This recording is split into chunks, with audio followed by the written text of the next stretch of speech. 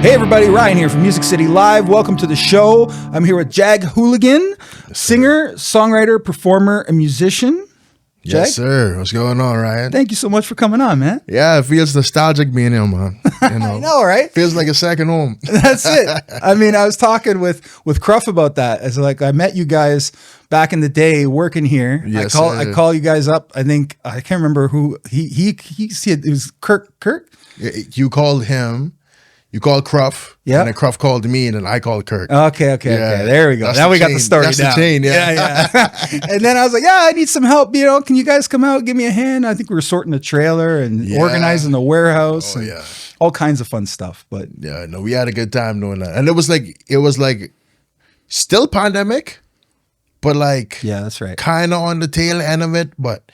It was great because I was like, I can't be inside the house anymore. Mm-hmm. Oh man, it was nuts. Yeah, and it was working outside too at that point. So the sun was out. The weather was all right. Yeah. So I remember that very vividly. Yeah, man. In fact, I was earlier today. I was over at the other facility and I was working. I felt nostalgic myself. I had a couple of guys over there, and we were literally moving some of the same stuff that we moved back then again.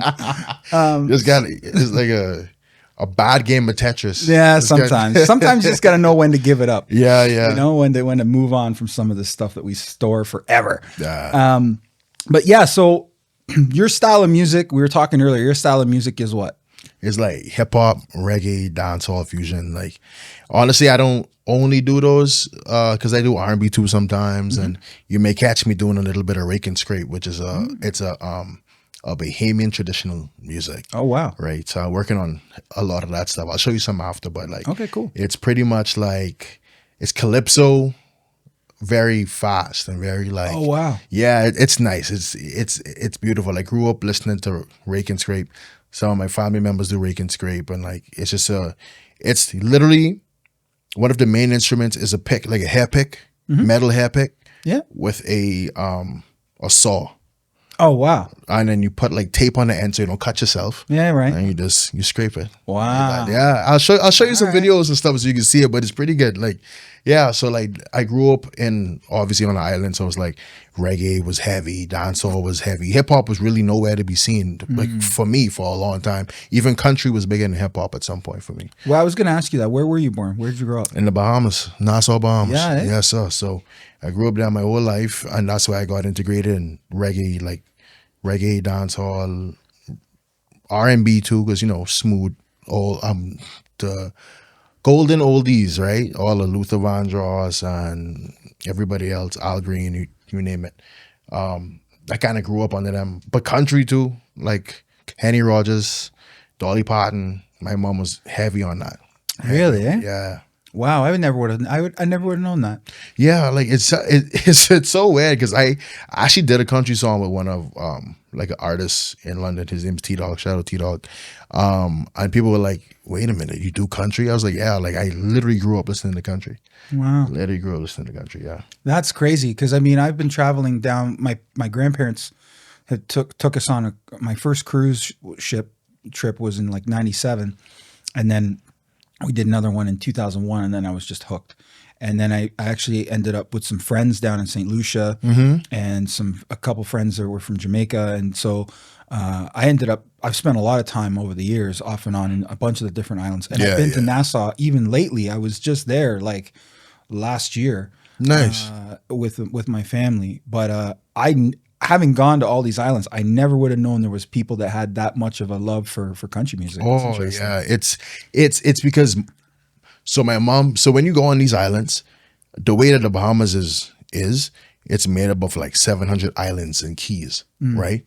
So the way it is like you have the main cities like Nassau and Freeport, right? Yep. But then you have the family islands is what we call them, and I think we can compare them to like a Strathroy or like a Stratford or like even St. Thomas, right? So you can kind of compare them to that. But actually back in the day, I would say a lot more underdeveloped, but now they're really being developed and like becoming, you know, their own thing.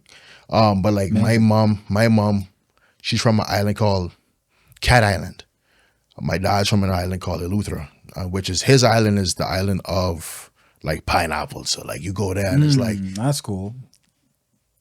the world's greatest pineapples ever. Like and y'all don't hate me for this, but I can't even eat pineapples here. I can't eat pineapples in the States. I can't eat pineapples here. Because you're spoiled. Because I'm spoiled. Yeah. That's like me going into the ocean, bro. I can't like, if people ask me to go to the beach here, I'm like, yeah, I'll stay on the sand, but like, I'm not gonna swim, you know, because I'm used to the ocean. Like I'm used to like seeing my feet when they swimming, so I ain't go on, you know.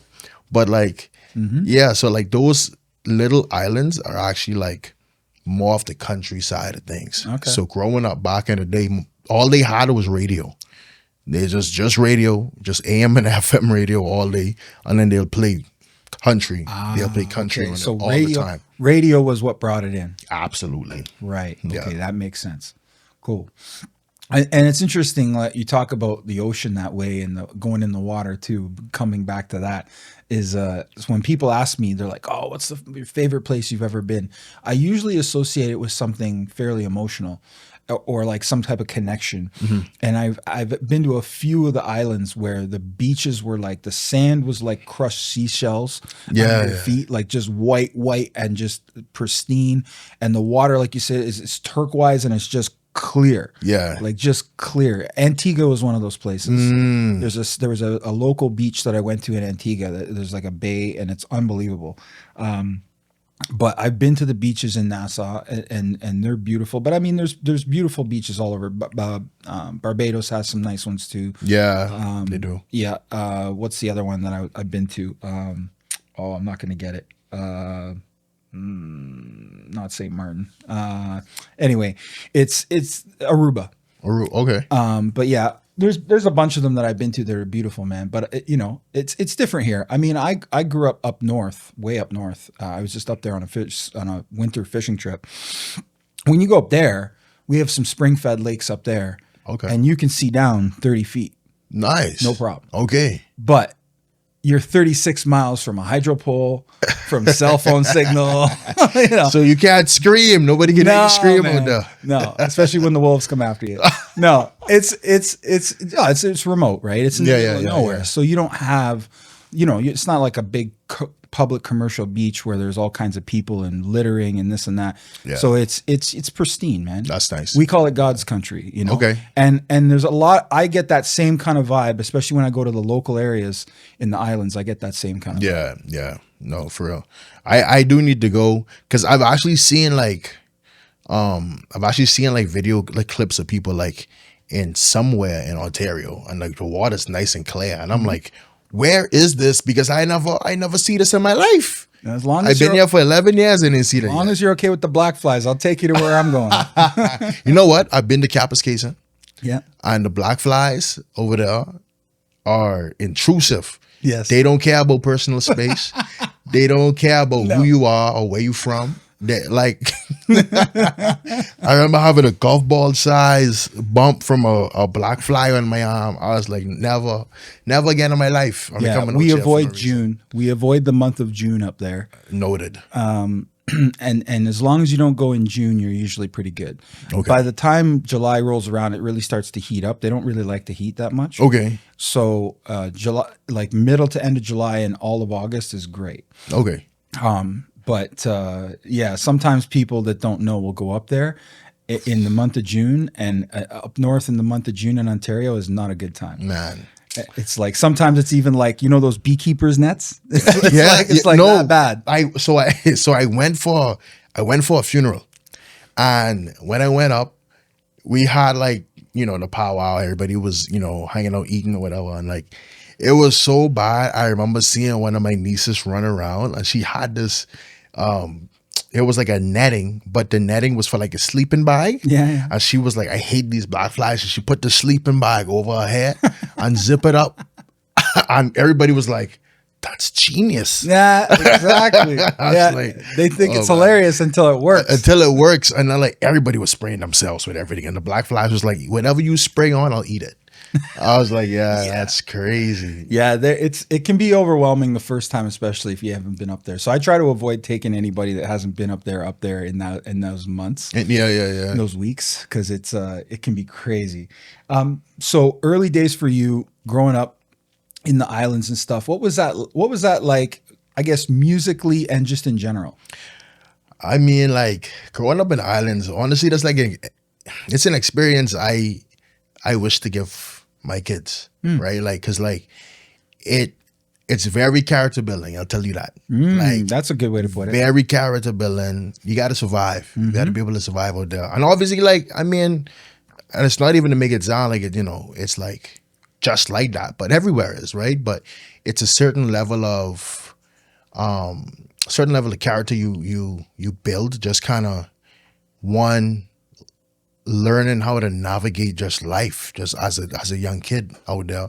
Especially for me, being somebody who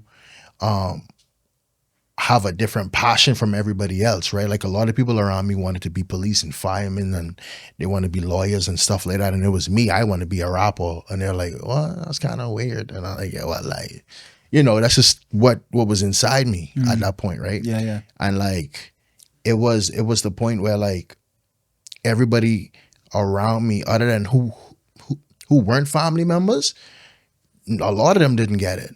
So like growing up on the island where music was predominant, but it wasn't important, was kind of strange to me. Yeah, right. Because it's like we have a ministry of like music essentially, and it's like it never seemed like music was important, but it was always something that we put on the forefront.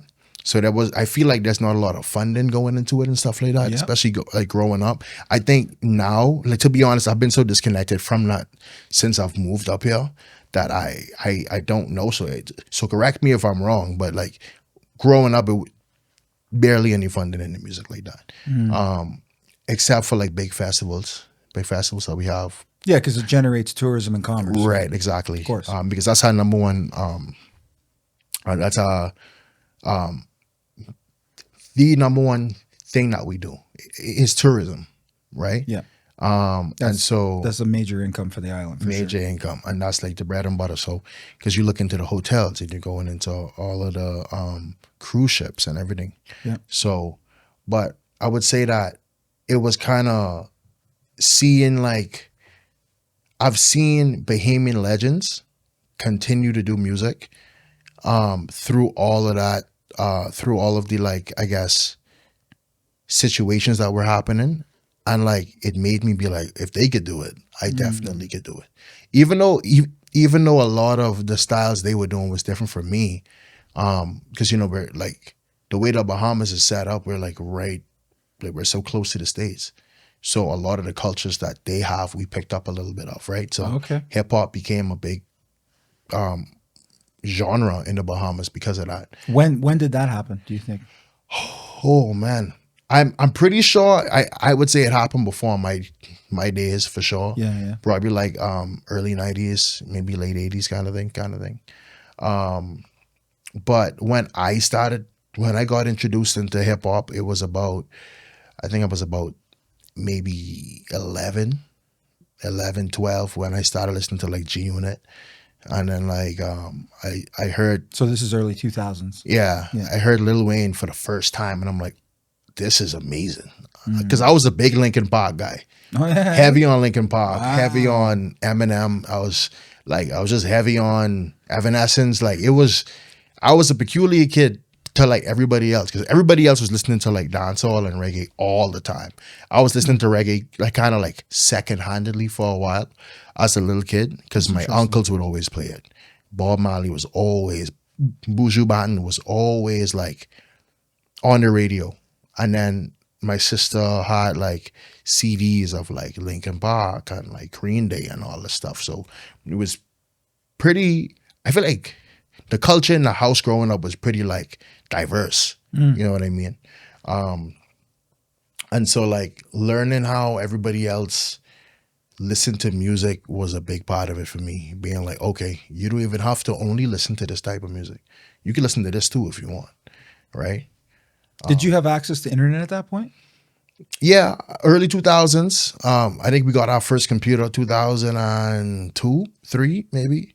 First computer 2003. Did that change things musically in the not house? not yet. Not no, yet. no. Honestly, like everything was still, because we still had this big CD player, like this radio that had a CD on it, and then my sister she was the plug. Shout out to Shonda. She always had like, she was such a likable person that people would just give her stuff. So like she always had these radios and like CDs like stacked to the ceiling, bro. And like we just one day, whatever we felt like listening to, we looked through this big case she had and we took it out and we just pop it in and play it. And like that's when I learned about like even Cisco. I learned about Cisco and True Hill. I was like, okay, I don't know who these guys Those are. are great jams. Yeah, back man. in the day, Yeah. I used to DJ all those jams back in the day here. There you go. And it was yeah. I mean, when all that stuff was coming out, I was actually, when Cisco released Thong Song, I was in Florida, and the state just erupted, man. I was there for holidays. Funny enough, I was in Florida too at the time, but I was young. Yeah, right. And I think that's when my sister got the CD. Because there was a summer camp going on, and this was the first time I ever heard the song. She was just like, "Oh, this song!" And she had it on repeat. Yeah, the state erupted. Yeah. Like it was like on repeat, practically on radio. Oh yeah, It was crazy. You know, the DJs in the clubs were being asked to play it like 4 times, 5 times a night. You know, but I just played it. It's a good song, man. It's a good song. Yeah. But yeah, that's interesting, man. I mean, you know, because the average person. And I, you know, not to generalize, but the average person would think, oh, you know, people in the islands, man, they only listen to, you know, like Linkin Park, I mean, Green Day, but Linkin Park and some of those names that you mentioned, Evanescence, you know, like those are, it's interesting that you guys would gravitate to that, because those acts are writing, you know, not only lyrically, but musically, those are very complex acts, right? Like, and deep, and like, there's a lot of meaning behind their music and stuff, right? So it's very interesting that you guys were listening to that at the time down there. That's really cool, man. I had no idea. Yeah. Because I feel like the Bahamian people aren't strangers to we're not strangers to complex music, just because we make music out of anything, you know. Yeah, like you were saying, like a hair pick and a saw. Yeah, man. Like rake-and-scrape, like it's just and Junkanoo music is just so vibrant and just beautiful. Like it's one of those things you go to Junkanoo and you're just like, I can't sit down. Like I can't, no matter how upset I am right now, I have to stand up and dance.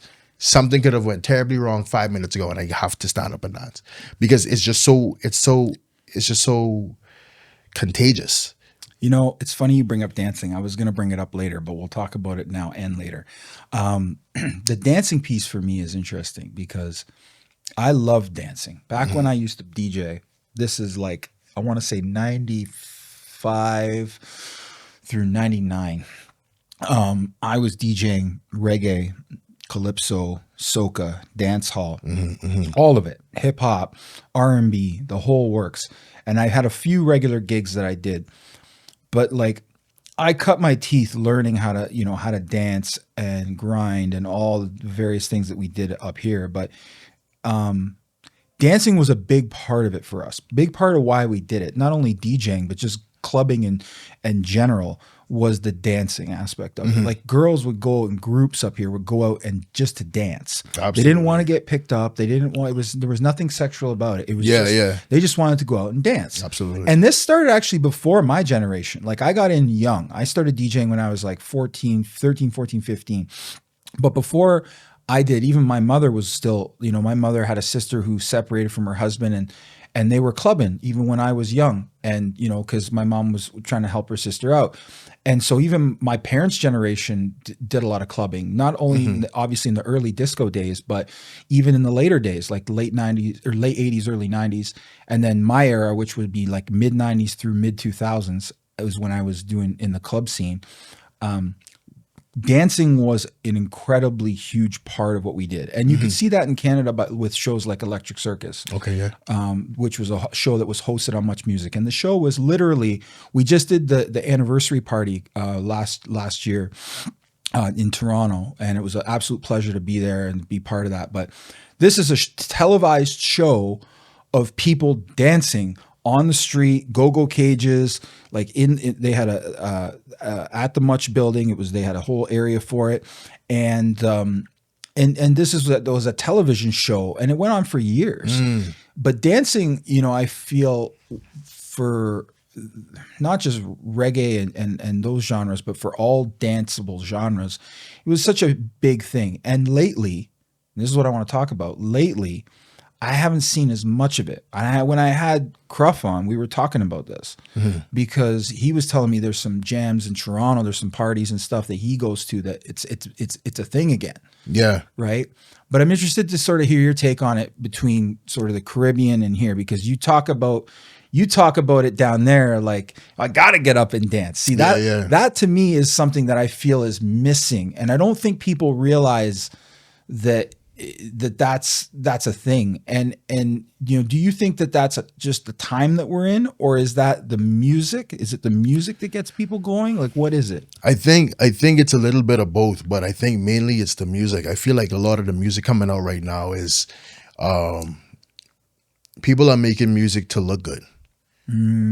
People are making music to look cool. People are making music to look cute and whatever. People don't sweat no more while they make music these days. People don't cry no more when they making music. They don't feel the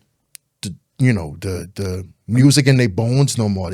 They just make it. They just sing it. And I was seeing something the other day. Even as far as R&B music, you don't see people riffing anymore like to their own songs and doing all these solos and stuff while the main chorus is playing and they're crying and all over the song. Like, people don't do that no more. People don't cry in their own songs no more because it's just not cool. And that's just kind of like what I see. Like, people don't do that. So even when it comes to dance music, even now, I think there's a new genre emerging, and it's called sexy drill, and it's like, I'm learning something now. Yeah. So it's called sexy drill, right? Because drill music is basically like, it's a weird, like, the cadence is weird, right? So it's like, so it's very off cadence. It's very like, you're manipulating your time signature a lot. Interesting. But then there's a subgenre of that called sexy drill now, and people are actually dancing again. And I'm like, huh. And it's so funny because where drill came from, or like it's when you look at it or when you hear it, it sounds like a gangster thing. So to put sexy in the front of it, you're like, huh? So it's basically the R&B of drill music. Okay. Right? All right. And then I get that. From there, I'm seeing a lot of people do a lot of people dance again. And I think that's the only genre where people actually look cool doing it. Because it's designed for that. Yeah. You know, it's designed to look cool and sexy, but people are dancing to it and it still looks cool. Like, hip hop wasn't designed to be sexy and to just look cool. Like, people had something to say when hip hop was emerged. Yeah, you know, it was more of a utility. Yeah. So in that sense. So I feel like now I feel like we do need to get back to it first and foremost. We need to get back to people making music to dance to. People making music to not just be cool and look cool. You could still make music and have people sweat up a storm in the club, or have a party and have people feel like they relate to what you're saying and they just break in a sweat, you know? Yeah, man. Some of the best parties I ever DJ'd or ever danced at or ever went to, everybody was drenched. Like, no tomorrow. Like, I remember going out and everybody, my mom was always like, make sure you carry your towel with you because you can be sweating up a storm. And I've never regretted taking a towel. Nope. I never regretted taking a towel because I know I can sweat because I can dance. I actually and the thing is, it was kind of a show-offy thing for me back in the day too, because being a bigger guy who actually can dance, because my sister could dance. So I learned how to dance from her. So like I actually started dancing because of her, right? So a lot of the stuff I actually do is honestly because of my sister. My sister, she used The to inspiration. act. Inspiration. She used to act. She's in dramas all the time.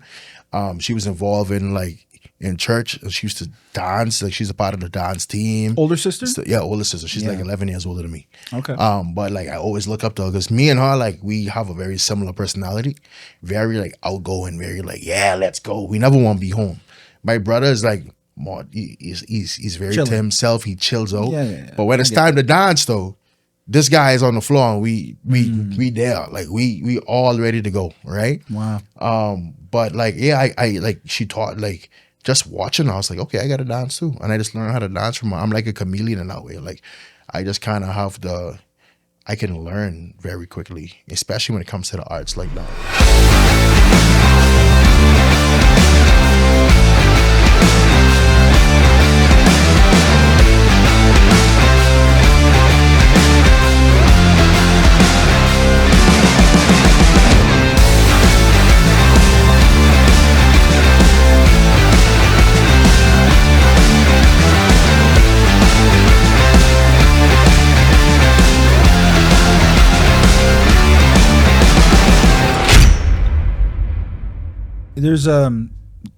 There's something in every single person out there that whether they realize it or not. Some people are just emotionally toxic, right? They're so emotionally toxic that they can't dance because they're not in that mind state. But every single human, we're basically made of water and vibration. So Yeah. every single human is vibrating as they're standing, as they're sleeping, they're vibrating. Everybody. So the fact that people say, "Oh, I can't dance," no. See, I feel like people, like you said, people are afraid to look a certain way, or people are afraid to move a certain way, or do the wrong thing. I think that when I look at it, we're very emotional creatures.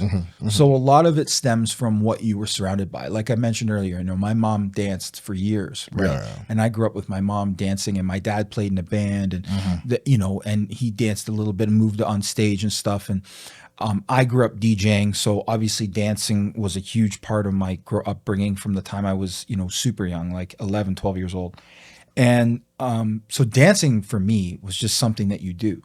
Yeah. And it was one of the most positive things for me that I could think of at the time when I was young, growing up. Yeah. It was this, I didn't think of it as all these complex things like, oh, it's self-expression and it's this, it's that. No, man, it was just fun. Yeah, you just felt it. Something you just did. Yeah, it was just fun. And I think that, we need to get back to that. Shout out to Megan Terzis in town. She's doing this coffee thing that I definitely have to go check out now that I'm back in town. But she did one this just yesterday. And she's doing and there was someone else there's someone else bringing something to town too. And it's this day clubbing. Now, this day clubbing thing, and it's there's a bit of networking, and there's and she's doing her thing is a coffee thing where people can come for coffee, but it's it's interesting to me that there is people bringing it back. Yeah. It's coming back, and I'm really excited about it. I'm even thinking of getting back into DJing again over it, but it's to me, I think that we need to get back to moving in a positive direction, even if it's not necessarily dancing. I think we need that positive emotional connection again. Oh yeah. And that's what I'm promoting as much as I possibly can through music, through dance, through acting, through whatever expression, whatever connection method you have. Yeah. Honestly. But that's part of why I love the Caribbean too. That's part of why I love the islands so much. I just came back I was in Florida. The vibe down there, people are like, oh, it's crazy. It's this, it's that. No, man, I was down there for 2 weeks. Nobody's talking politics. Nobody's talking nothing. The sun was out. It was 25 to 30 degrees, sunny every day. We had rain for maybe 2 hours on one of the days. It was beautiful, man. And I had my daughter. We were out at the beach on the one couple of days, and man, life was good. Yeah. I have nothing to complain about. Feel that. And, and I mean, so I think for people out there, life is what they say, the old saying, life is what you make it. Yeah, And absolutely. and even if you don't have the situation to, get on a plane and go somewhere, do like what you and your sister did back in the day, man. Grab a CD, grab a vinyl, grab your phone, and Yeah. put on some music, man. Honestly, like it's so funny. I've seen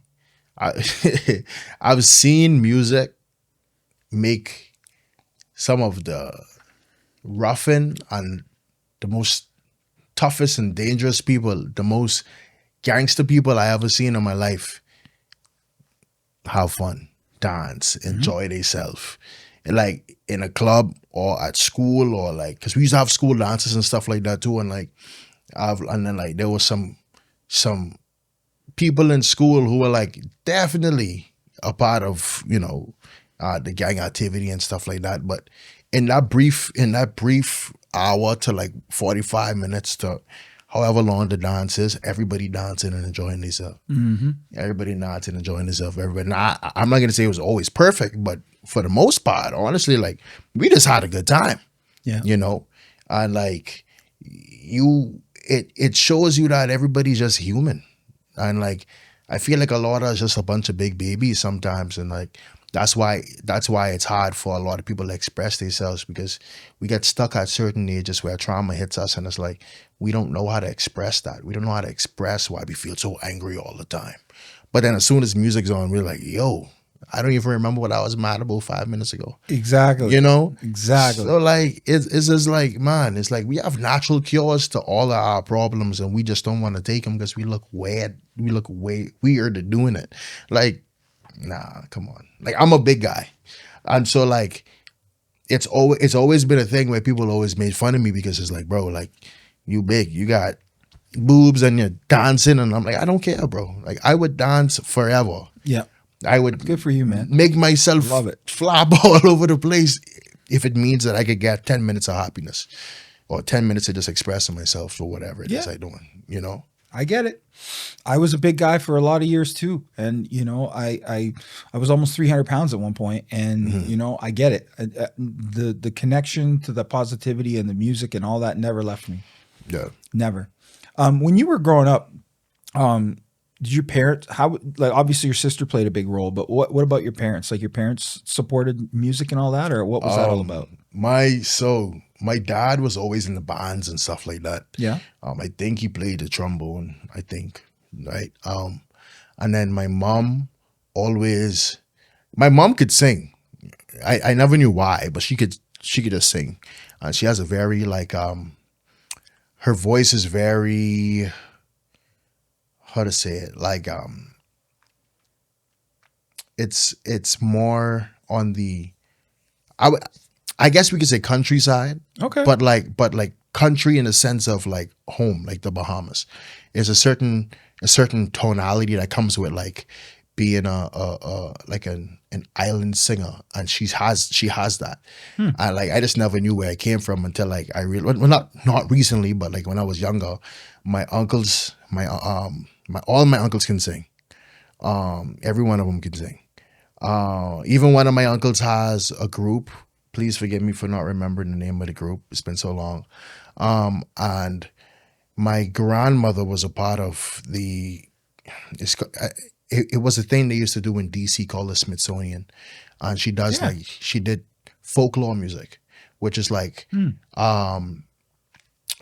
like, so we have, how to explain it? So folklore is just like stories, and like, cool stories. They range from like just kind of mythical things, or like it could be true things that happen, or anything in that nature. And like she played a big part in doing that for years. And she went down to DC and did the Smithsonian with her friend Mavis long time ago. And I actually saw a clip of them doing, like, they were at the Smithsonian, and I was able to watch it, and I was like, this is so cool. I never even realized that, like, she was deep into it like that.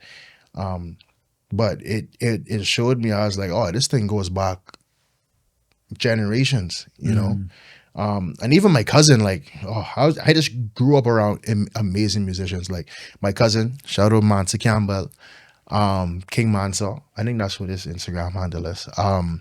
He plays the trumpet. He's probably the greatest trumpet player I know. Like he got me into playing trumpet. He gave me my first trumpet, and now he's playing at the jazz bar. So I don't know if you know who John Baptiste is. Of course. John Baptiste just opened up a jazz bar in the Bahamas. And my cousin plays along. Yeah, my cousin plays along with him too. So like whenever John Baptiste comes, he calls him and he's like, "Yo, I want you guys to come." That's crazy. So it's great, man. And there's a lot of other great musicians I grew up around, like Gifton Jellin. Is another great one too. Sean Cunningham. Thank you, Jesus. Remember that? Yes, Sean. Shout out Sean. Great drummer, great trombone player.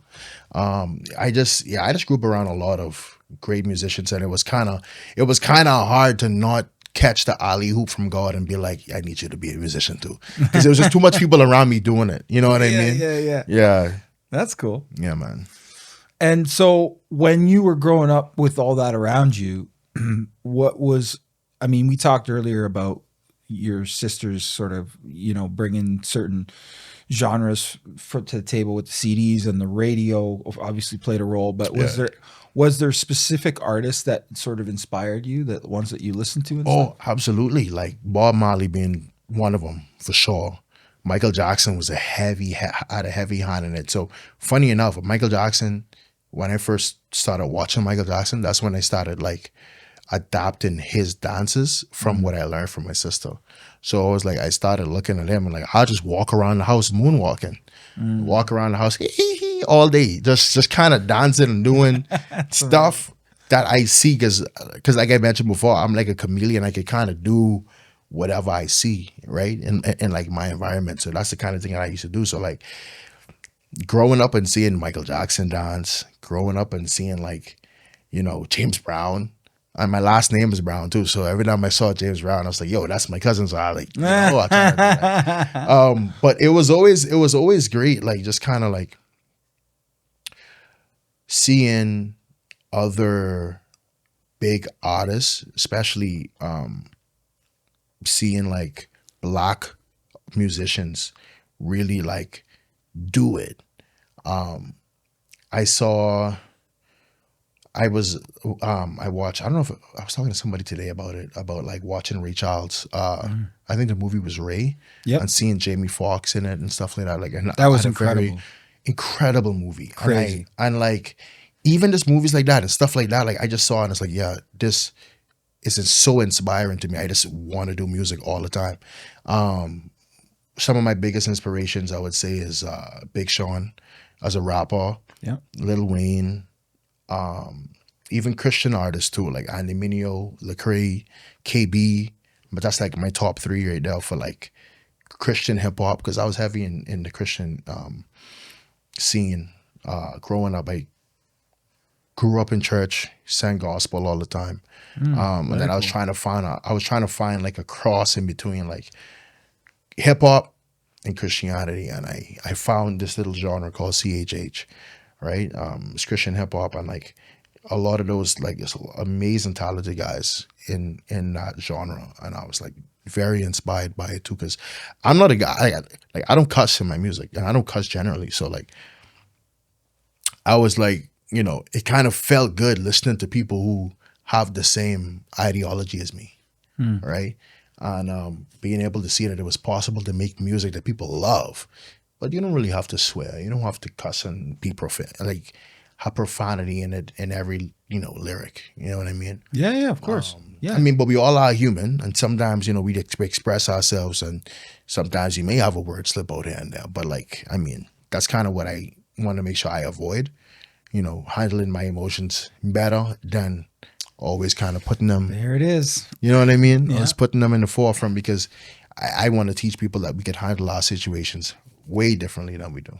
Sure. Absolutely. That's pretty mature of you, man. I mean, at the end of the day, it is. And I think that, there's a lot of songs out there that have done extremely well that have profanity in them, but those people are coming from a different place. Yes, exactly. Right. They experience a lot of different stuff. Yeah, Yeah. definitely. And maybe that's just part of it. Also, going back to your original comment, it also could be part of their look, right? Yeah, yeah. Part of how they want people to view them. They want to be the badass, so to speak, in Yeah. the situation.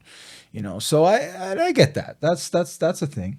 How did your career start in music? Like, at what point did that happen? Did that happen on the islands, or that happened here, or what? When did that happen? I would say it happened. My career was already ordained in my head from I was little, right? So all of this happened, and now I already seen it. I already knew it was gonna happen. At the time frame, I thought it was gonna happen a lot earlier. Yeah. In my my years, but God's timing is divine timing. So like I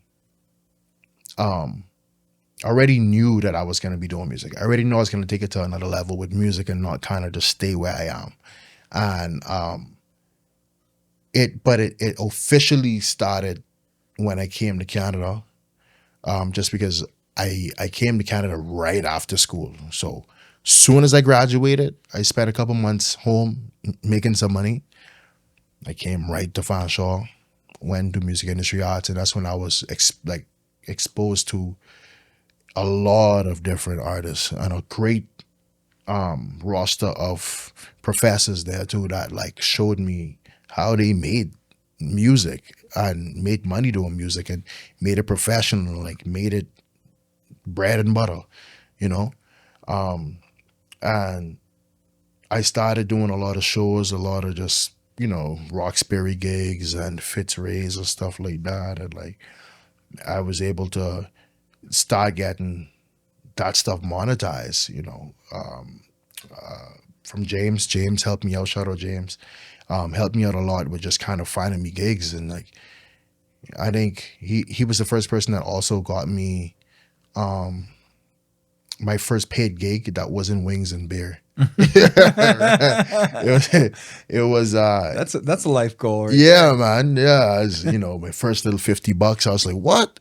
I'm a professional now. That's it. I was gotta start somewhere. Yeah, gotta start somewhere, and it was honestly those days where I realized like, no, this is someone that like this is something that I could take the long way. I could do this forever, because not even just for the money, but it just feels good. This feels great doing it.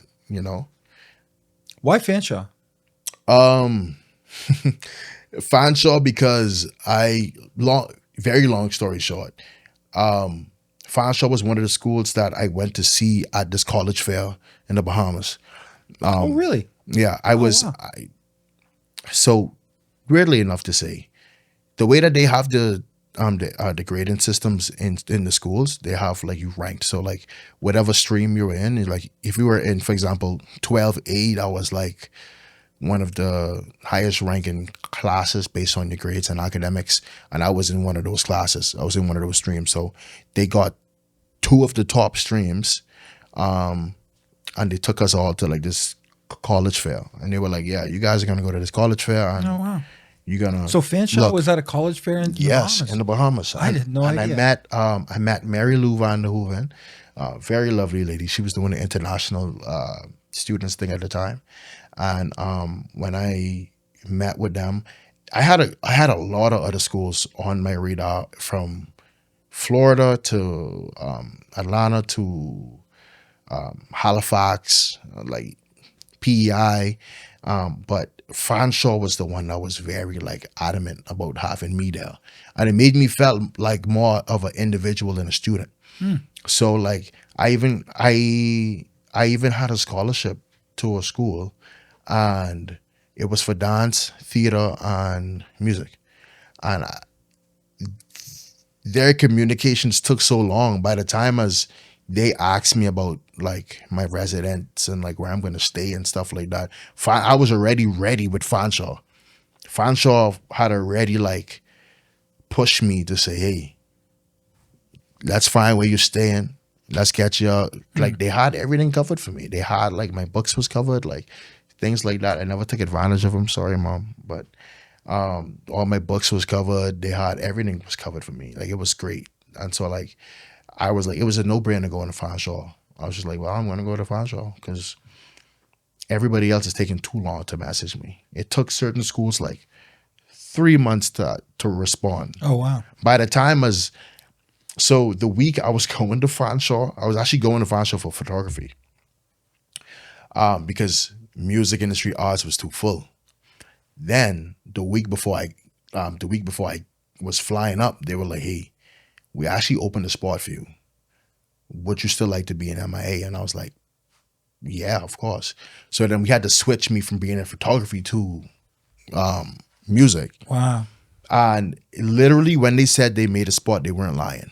It was literally a packed class, and they had to bring a chair from another class in the lecture hall every time. Wow. Every time. And I was like, That's wild. they didn't have to do it after December because people were dropping out. So by like January, it was comfortable. I was able to kind of squeeze in and sit into any spot. But they legit made a spot. And it was cool. I was like, this feels like they really wanted me here, you know? That's really cool. So yeah, so it was good. Shout out Fanshawe. Shout out Mary Lou and Cynthia. So that's interesting. So then you came to Fanshawe.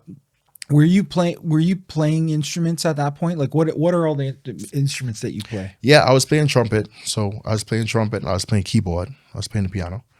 And like I kind of, like mentioned before, I'm like a chameleon, so I learn instruments fairly fast. And so like whenever I have spare time or there's an instrument near me, I could just kind of pick it up and learn it. Sure. Right.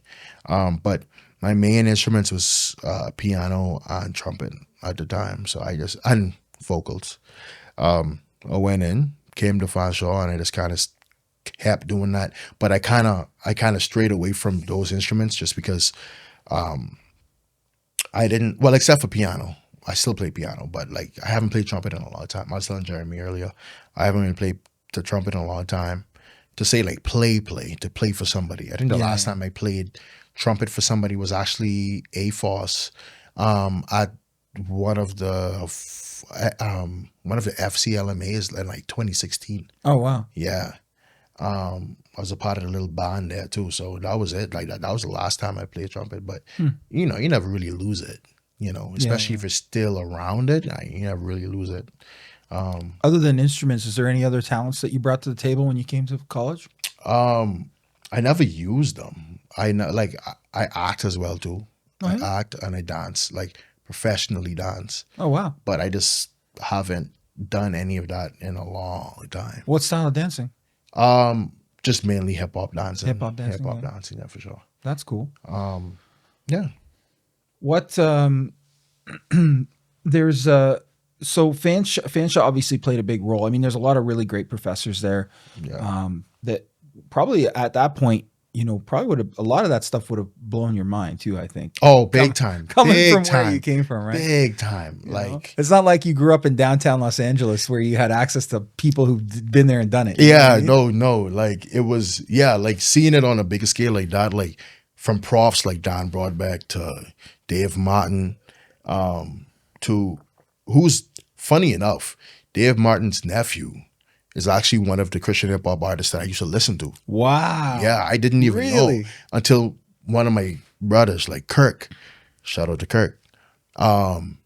When Kirk first went there, Kirk was like, you know, Dave's nephew is Hulvey? And I was like, wait, what? He was like, yeah, that's his nephew because Dave told him. I was like, whoa, that's crazy. I was like, wow. Such a small world. Because he had just got signed to Reach Records at the time. He's still signed to Reach Records, but like it was just such a small world. I was like, that's crazy. How it kind of like music. I feel like it's such a thing with music where like you find sometimes it's almost like genes. Like I feel like it's hereditary at some point. It may skip one person, but then it will hit the next person. Like I find that a lot with a lot of like families that one person be big in music. The next person not really too big, but it'll hit the next generation. And like just keep hitting the next generation. Like my nephew right now is driving his parents crazy beating on this drum. He has a pearl snare drum right now, and he's only 2, and he's just whopping that thing. But it's kind of impressive because I could tell him, I'd be like, hit this rhythm for me, and he'll do it. Wow. He'll listen to it and he'll do it. It may be a little off, but I'd be like, fix that. And I'd be like, babe, that was kind of impressive for a 2-year-old. I'm That's trying to make him a prodigy so we get some money off of that, Guinness Book. Right? Here it is. I'm telling you. 2 years old. Yeah. No, that's cool, man. I mean, my daughter, my older daughter has been here a few times, and she loves the drum department. She just can't get enough. Yeah. Like, I'll walk her through guitars and stuff like that, and she'll pink out, of course, the pink little uke and ukulele, and she'll play it and whatever. Dad, can we go back and play on the drums? And so I think there's something innate about just being able to sort of take your hands and just sort of play the drum. Yeah. For those little young kids, because they don't know nothing, right? Like, they just see drums and they go, "Oh, it makes noise." But then they sort of take that to another level, and it just keeps going and going and going. When you nurture it, right? Yeah, I was going to say, good on you for sort of nurturing that and fostering sort of that, because I think that's huge for some people. I've seen some incredibly amazing young drummers come through, even Fanshawe lately. In the last bunch of years, there's been some incredible drummers and stuff that have come through, and guaranteed they were all little prodigies and stuff. Yeah. So, shout out to Miguel. Oh, Miguel Thompson. Miguel's one of them. Yes, yeah, sir. That's right. That's my dogs, for real, man. He's amazing. Incredible drummer. I saw some videos that, because he was doing some work for me, and then I saw some videos he put up at one point, and I'm like, oh, shit, this guy's amazing. Oh, man. He blows my mind every time. Every time we rehearse, I'm like, dog, are you so good? Like, it's like every time I play with you, you get better. I don't understand. He was already good, dog. You know what I mean? Well, that's the thing, man. You hone your craft, right? And he does, man. That guy practices like there's no tomorrow. He does. And that's what you got to do. No matter what it is, whether you're a pilot or a drummer, you know what I mean? Like, you got to just... You better practice if you're a pilot. Practice. Well, yeah. That's the thing. I mean, pilots, they regulate you. They make you do a certain amount of hours before you fly the plane on your own. But drummers, that's all on you. All on you. And he's dedicated for sure. Yeah, man. Definitely. So, I mean, I was going to ask you what made you gravitate to music, but I think we've kind of nailed that already. Yeah. For the most part. What was you mentioned to me when I asked you, things that had happened to you, you mentioned there's a Sony ATV Music Award. What was that? Yeah. So shout out to Dave Martin again. So there's an award at Fanshawe, in MIA, and it's called the Sony ATV Music Award. And, we won it, in 2016 when I graduated, for an original song called Dangerous. And it was like the hit of MIA that year. It was just kind of like, it was very infectious. And it's so funny because I remember one day they were supposed to just kind of record the song in class, and I slept in, and I was like, I'm probably just not, I probably won't go to class early because it was like a long slot day. So I was like, I'll probably just go later. And then Dave calls me. He's like, hey, like, can you come and record the thing? Because I wanted somebody else to record the main vocals. And I was just kind of like, help. But he was like, maybe you can do it. Because there was like everybody else doing it didn't sound right. And I was like, bro, I just caught up. Like literally just woke up when they called me. And it was like, and I lived right across the street from Vanshaw. So it took me like 8 minutes to get there. And so when he was like, just come. So I was like, all right, cool. I freshened up, got there. My voice is like, still growling. Like I didn't sound normal at all. And he was like, all right, just go. I said, yo, I can't really sing right now because I don't sound good. And then as soon as I started singing, everybody's like, this is the sound. This is it. And I was like, this is what y'all wanted?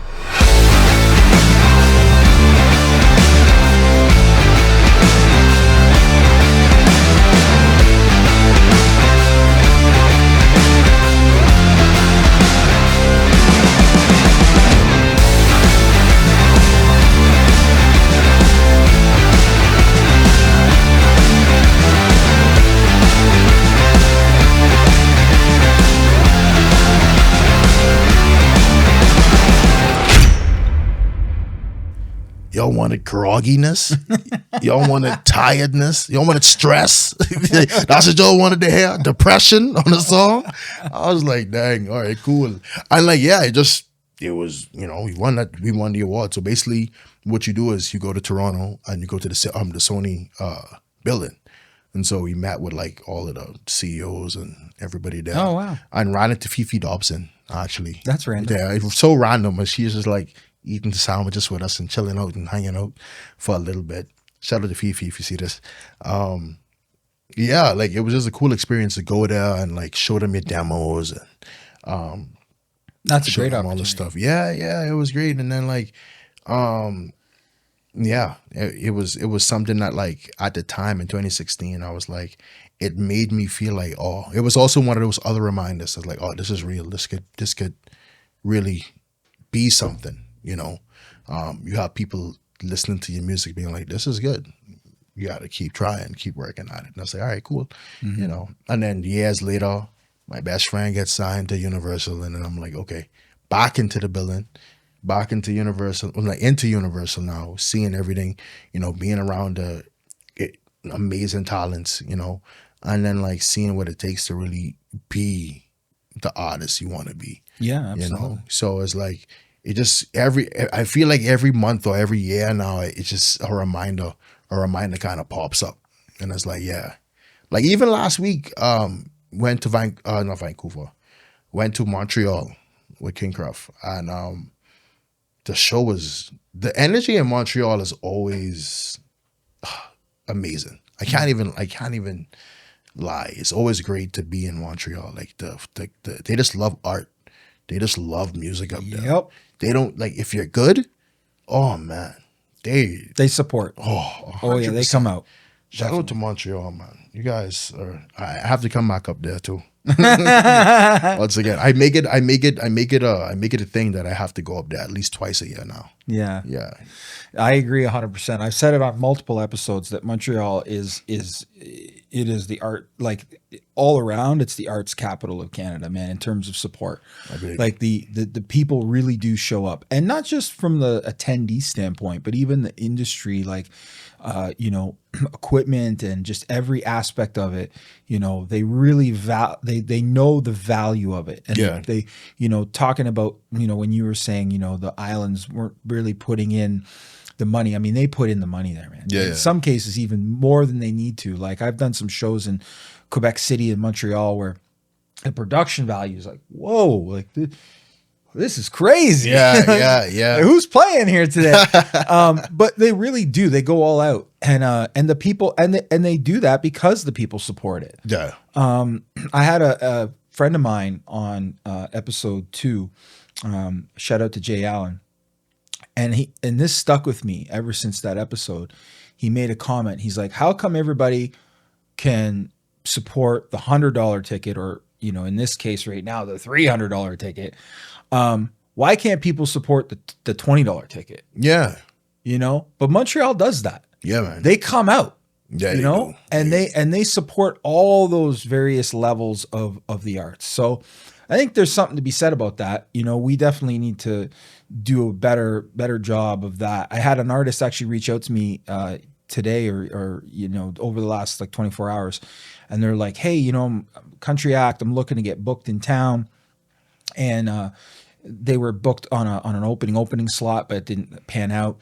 But I'm sitting there going like who should I set this person up with? Because ideally I want the guy to have not a headlining shot, but I want him to have a shot on his own, Yeah. And, and I came up with a solution, but, I think we need to do a better job of that, of, even as attendees of the shows, of supporting those more of those up and coming kind of, like I say, $10, $20, $30 tickets, there's something to be said about that. Montreal does a good job of that. So yes, shout out Montreal for that.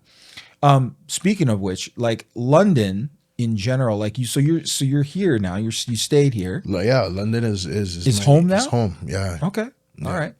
And so what's it like being in London as an artist, as a jump off point? Because I mean, obviously, you're gonna have to go and connect with people in Toronto, people in Montreal. Yeah. But what's it like? What's it like having London as home, as the jump off point? On the front of traveling, I won't even lie. It's kind of a nice little hub to be here because it's kind of, I could go from here. I could go to Toronto every weekend if I need to. I could kind of go to Toronto on a dime. If somebody needs me tonight to record something or go somewhere, I could do that because it's right there. Toronto is only 2 hours away versus like going to Montreal, whereas like it has to be a thing to go to Montreal. Yeah, that's but but like I could go to also Ottawa, right? Like being in London is just a nice little hub from there. But also in the sense of like London being where I actually officially started professionally being a musician. It was cool because there's at the time when I started doing it, the type of music I was doing, a lot of people wasn't doing at the time. Underground hip hop was like the big thing when I came here. Yeah, It was a lot of boom bap going on, not a lot of dancehall, not a lot of reggae from what I've seen. yep, And you're it right. wasn't a lot of that. Like it was just kind of like, and if it was dancehall or reggae, it was just like the clubs. It wasn't anybody else doing it. That's right. And then like I remember when we first got our start and like we had this show called The Color Show at the Rec Room. That was when I first see that the city was like, oh, you guys have different type of music happening. And I started performing, I started doing a lot of stuff. Like I say, Fitzroy's, and I was at Roxbury all the time, like just doing like these shows. The Grenadier, when the Grenadier was there, I was doing shows there too. Yeah. And like it's a great city, honestly, to get started, to get your feet wet. Because you have a lot of people from other cities that come here too. Yeah. I think having Canada Life Place, that's what it's called now, right? Yeah. Yep. Having that. That's the name right now. Yeah, it's the name right now. So having that here, because a lot of the big acts come through there. Jelly Roll was just here last night? Here a lot, yeah, right. So and I heard his show is great, by the way. Yeah. But like I did too. having London as a hub has been propelling. I feel like it could be times where it's like, oh, you need to get out of London, you need to kind of move and spread your wings, but it always feels good to kind of have London to fall on. That's home. Just kind of like, this is where I can regroup and recenter myself for a bit, I would say the grass is not greener necessarily. I would say that depending on the genre of music you're in, because I've had different conversations with different people that have said different things. Yeah. Dan Broadbeck said one thing, Emily, who I had on, who's more in the Irish style, she said something completely different, but I think it depends on the genre you're in. Yeah. I think right now what you and Cruff and everybody's doing is trailblazing. Yeah, if I could put words to it. I think that this town has always supported those styles of music, but people have, and this sounds crazy, but people that I know of anyway have just never made it here. They like physically made it. Like created it here, I guess is the word, better terminology. But there's a lot of people here, like including me, that love those genres and that will absolutely support that music here. In fact, one of the funnest experiences I had, it's not reggae, but it was soca. But one of the early days for me, this was like 92, I want to say, or 93. I did a show with my dad at a place that's no longer standing on Wellington Road. On Wonderland Road, called Wonderland Gardens. And it's not there anymore. They tore it down. But we did this show. It was part of a tour that my dad was involved with. It was a band from Barbados called Spice and Company. Okay. And Spice came up here and they did a tour, and it was and that was my first exposure to anything like that. And now, granted, at the time, I was listening to Buju Banton. I was listening to all those genres up here, just like you were listening to all those genres down there. Yeah. But soca music was different because soca music wasn't being played in the clubs. Oh yeah. It wasn't being played on the radio. So this was like mind blowing. Yeah. Right. Like this was like, what is this? And it was, you want to talk about sweat. This was a party. And these were not like 20-year-old kids doing this. Yeah, man. no. This was every age, right up to like people in their late 60s, 70s. It didn't matter. Yeah. And it was the biggest party. And I was freaked right out. I was like, what is this? And at the time, you know, it really did explode, this thing in London, because all of a sudden, after Spice came, I remember everybody had this earning and this taste for Caribbean music, you know, for that positive sort of party vibe. And so there's a bunch of acts that to this day are still playing, some Jimmy Buffett tributes and some different acts that all were sort of trying to bring the island vibe up here. So I think what you guys are doing is amazing. Thank you. I think the fact that, you know, that London can have a vibrant, you know, underground hip hop scene, which shout out to Jer back there for being a part of that too. Yes, absolutely. With Lighter Juice. And I think that, you know, there's a lot of people that really want to see the scene, no matter what genre, do well. Yeah. And I am proud to be a part of being in this town and supporting everybody any way I can with Music City. But I think more people, you know, as you guys are doing what you're doing, I just think more people need to come and connect with you guys and connect with the team and just grow it, you know. And I think it can be a huge scene here for it. And we can get dancing back going again, and you know what I mean? Throw some parties. Absolutely. But London's done a lot of work too, you know, in the last decade. You know, shout out to Corey Crossman and the Music Office, yes, London Arts Council, Tourism London, City of London, everybody, man. They've really worked hard. And I was on a couple of Corey's committees. You know, we've all been working hard. Everybody in the scene has been working hard to put London on the map. Yes. To help artists in any way we can. And even all the venue owners, everybody, man, you know, shout out Edie and everybody, you know, from the music hall. Everybody's doing the best that they can do. I mean, shout out to the Kasha family, Alfredo and Mercedes. I mean, what they've done for multicultural music in town with Sunfest is unreal. Yeah. Over the years, right? Yes, big time. So I think everybody who's come even before you guys even got here has sort of helped to shape a community that is super open to these genres, loves these genres and wants to hear more of it. And, you know, hopefully we can get get venues to keep supporting the shows, and more of it can happen. What do you have? So you're here now. What do you have coming up, going on right now? What's coming up like today for you? Right now, I actually tirelessly, relentlessly working on getting this EP out. I got an EP coming up. So I had my debut EP, God's Timing, back in 2023. Oh yeah, right. Did that in 2023, and then kind of put my head down last year and just like was working on the new EP, getting everything done, and working with Kirk. We have a video of that. Yeah, Kirk at EMAC. We have a video of that. Let's pull that up. The studio video. Yeah. There we go. Yeah. Kirk? There's Kirk, Mr. Lux.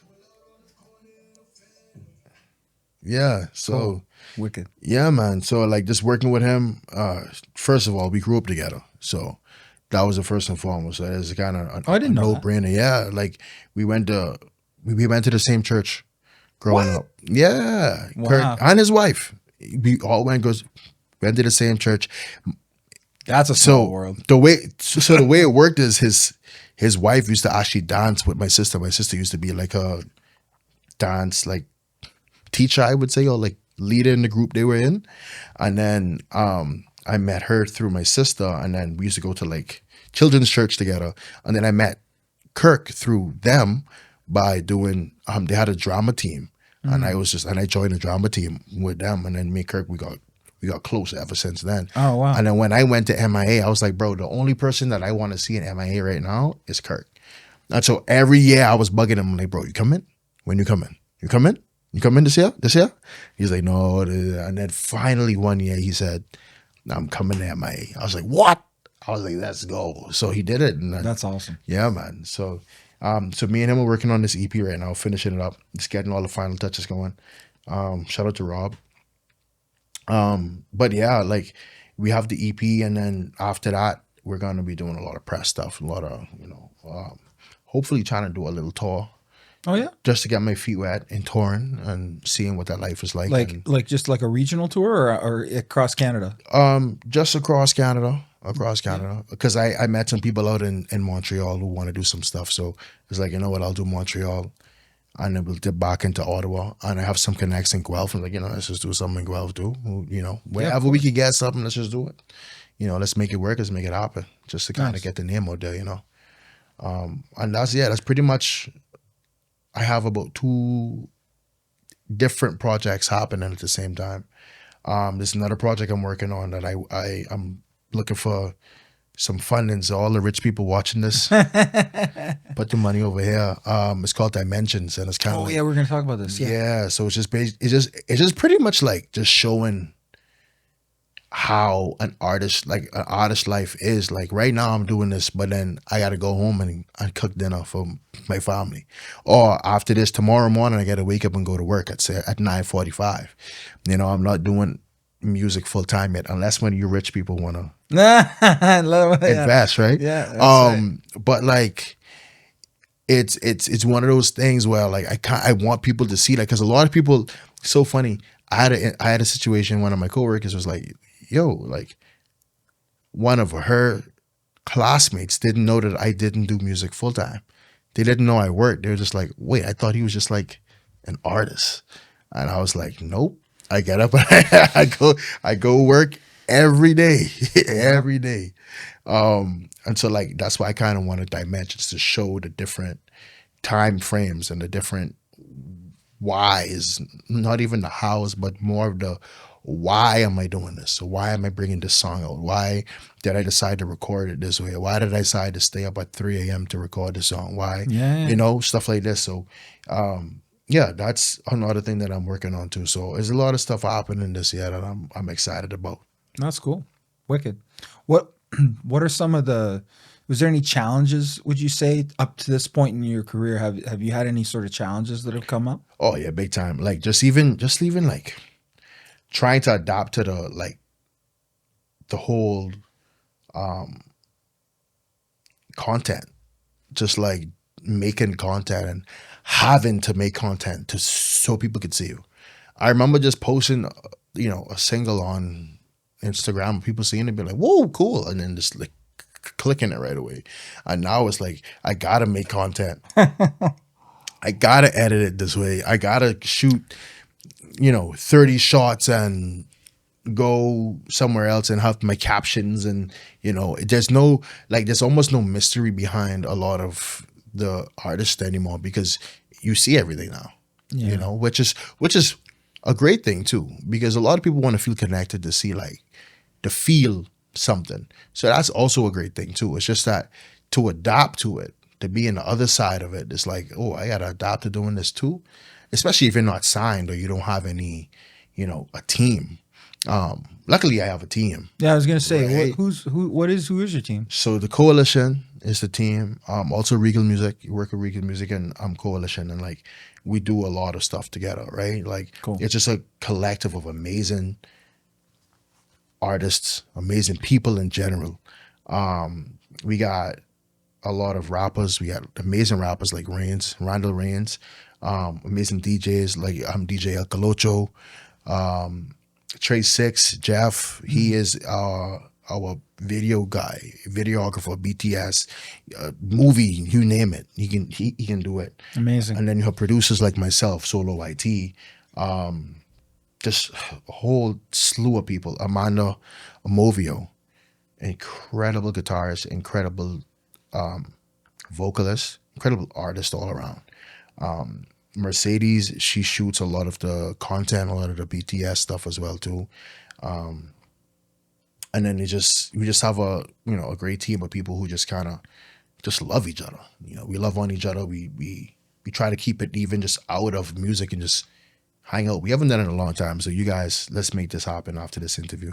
But yeah, so and then we work all together to make stuff happen, especially big events. We have like my EP release. We worked hard to make that happen too.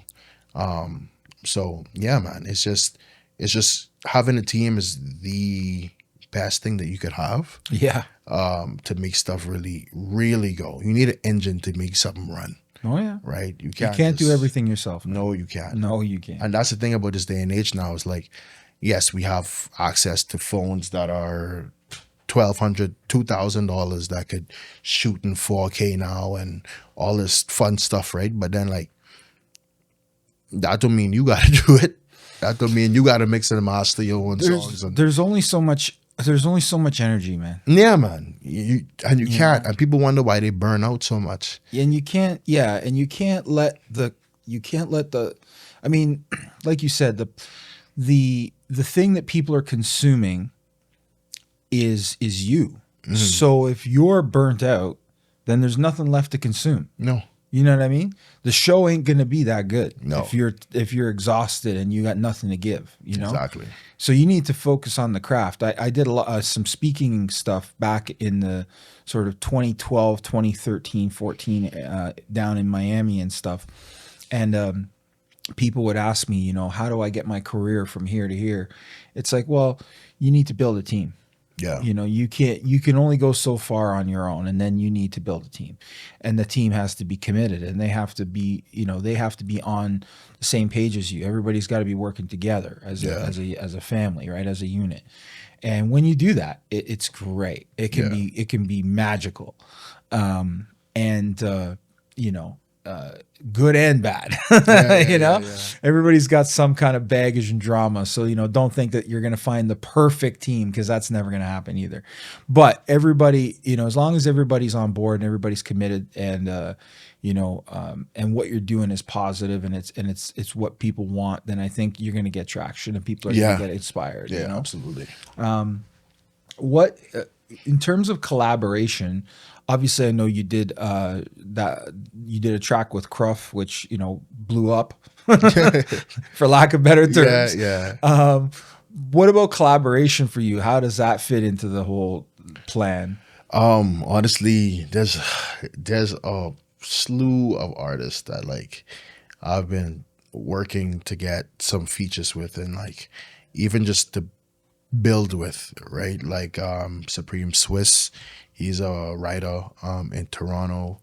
I work with a producer named Imposter, formerly known as OK Taylor. An artist named Carly. I think she lives in California now.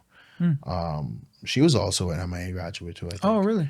And then, yeah, man, it's just so much people. Like, I can't even pinpoint them out. Omega Mighty, still looking to do that feature.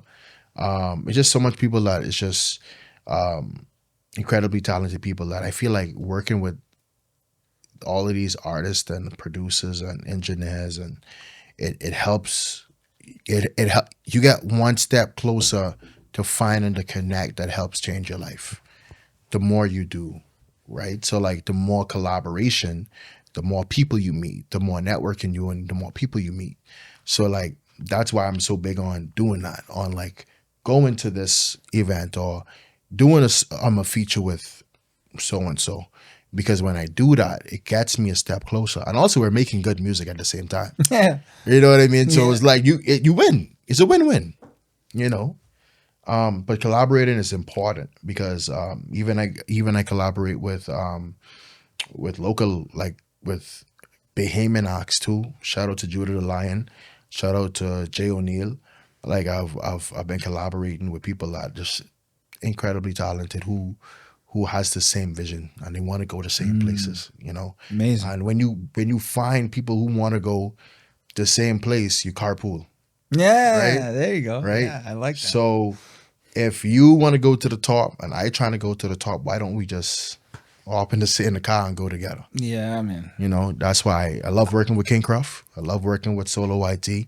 That's home base. Like we just know, like we've been family for so long that we understand where everybody else is trying to go, and it's easy to talk to, them and vice versa, because we understand what the mission is. You know, it's hard to tell outsiders what the mission is because sometimes they don't understand it. Right. And they don't know what that even means to do that. Sometimes people can't dream as big as you. Well, yeah, You know what I mean? Yeah. They don't dream as big as you. It's like, Or they get scared when they start on the road and they get scared. yeah, people start getting panicky, and it's like, whoa. We've been doing this for a minute. Relax. You don't have to panic and freak out and it's not happening fast enough. It's gonna happen. You just have to work. You gotta work hard enough, and you gotta know what you're doing too when you work. Like, you can't just want to be famous and every day all you're doing is editing content. You're gonna be a great content editor. Yeah. But if you're not putting your pen to that paper and writing and doing exercises and learning how to sing better and learning how to really work when you don't want to and you're not motivated but you're pumping out a song anyway, that's when you start seeing results. Yeah. That's when you start seeing, oh, I'm making better music than I make when I'm motivated. It's because you're doing it because you have to do it. You love doing it, so do it. Yeah, putting the energy in is big, man. I mean, putting the time in, putting the energy in, understanding the direction you're going, and then, like you said, finding people that can help you get there. Absolutely, is a big deal. Yeah, and it sounds like you're blessed enough to have some of that going on, which is big time. Honestly, yeah. And that's huge. With that track, how do you say it? Shedoeneed? Shedoeneed, yeah. Shedoeneed. That track, when it came out, it was interesting because I knew you guys knew each other, obviously. Yeah, I knew that. But when that track came out, it was like, oh, this is this is wicked. And it was catchy, and it was, you know, and there was all these clips, like little, speaking of content, there was like so much back end content that was getting released around that song. Yeah. And it was like, wow, these guys are on to something. These guys are on to something. There's something here. And it was interesting. I was following it. And then, you know, and then Cruff released a few other tracks, same thing. There was a lot of content surrounding it. Yeah, yeah. And then, you know, I was like, wow, I really want to see where this is going to go. Yeah. And to me, I think that the collaboration thing is something that scares some people, because they got all this pride. It's like, oh no, I got to do it the way I'm going to do it. Yeah. You know? And I think that's okay for some people, very few. Yeah. But I think that working together, collaborating is never a bad thing. No. Especially, like you say, if you're going in the same direction. And it's fun. Mm-hmm. It's just fun, man. Yeah. Especially if you're doing it with people you know that you like and that you know that are on the same page. I think it's just a good time, and performing it's a good time too, right? Oh, it's a great time. Like you went up to Montreal, right? And that I saw some videos that you showed me. That looked like a good time. It was so good, man. Like I said, Montreal's crowd. I haven't had a crowd like Montreal's crowd yet. So guys, y'all gotta pull up your socks, because Montreal, they just every time. Now there's we want to play, Jer, if you can pull up the video. Speaking of shows, there's a video that's called Parents Video. Of your mom. Your mom came up, right? So what's the backstory on this? So basically, and this is Shedoeneed I'm playing too. This is our favorite song. It's our favorite song. And basically they came up and surprised me. I didn't know they were coming. And this is Christmas time. This is Christmas time. Right. I didn't know they were coming. I already had this planned out anyway, right? Yeah. Because you've been planning months in advance. I go to the airport and I'm like, looking for my girl's brother. That's what I'm looking for.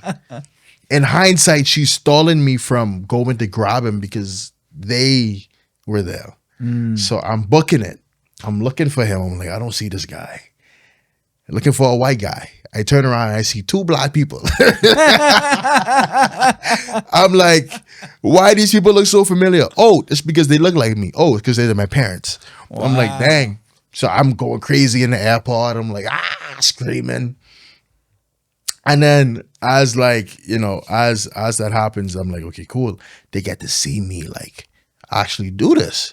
Because I went home a couple of years ago when I performed at home, but it was different. It was different than doing it here, and they see me in like my new home base, right?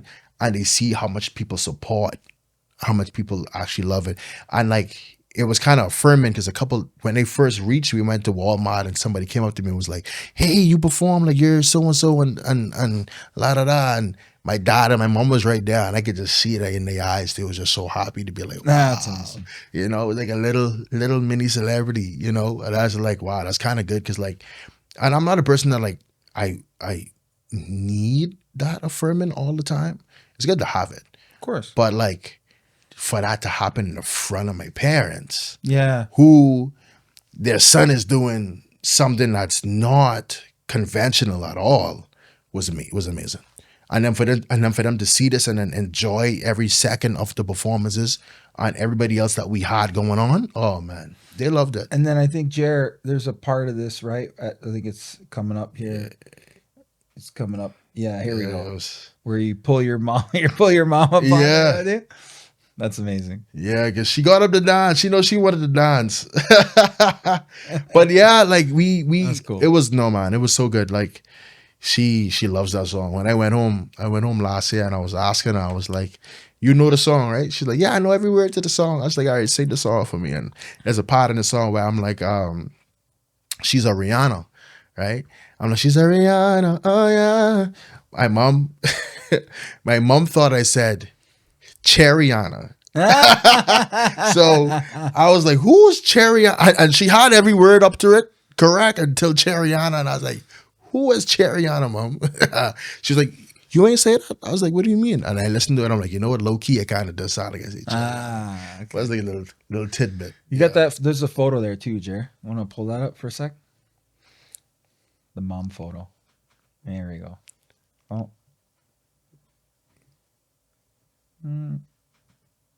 It's so funny. In this photo, There it is.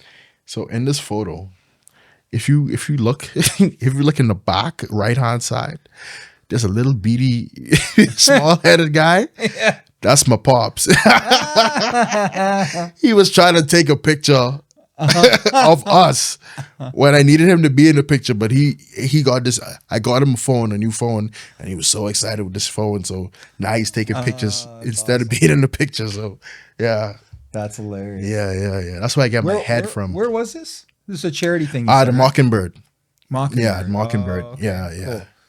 Do you do a lot? Do you do a lot of charity stuff? I'm trying to. I'm getting into that motion. I feel like giving back is one of the best forms of leadership. Yeah. And I really guess I feel like there's a need for everything. That one specific show was for Scar London, the adoption, the pet, the rehoming for animals.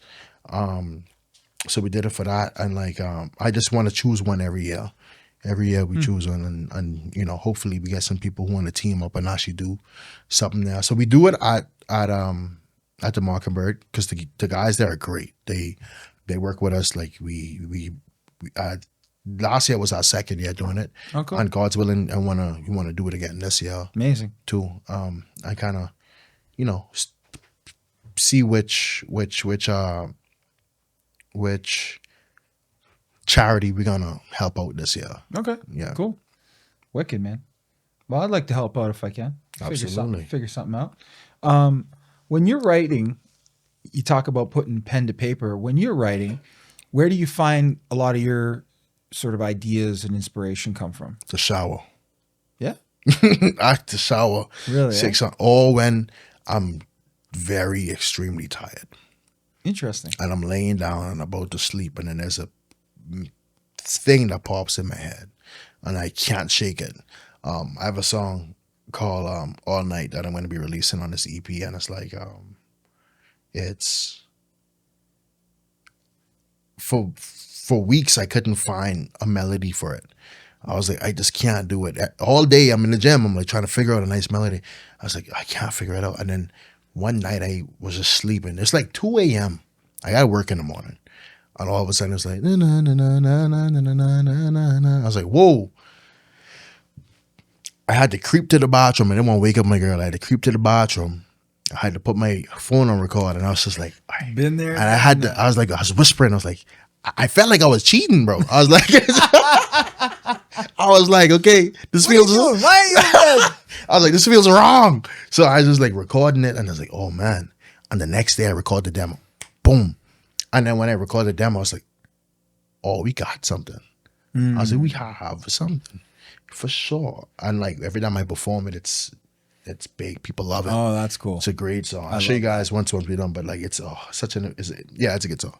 That's cool. That's wicked. Yeah. When you so you do your own melodies?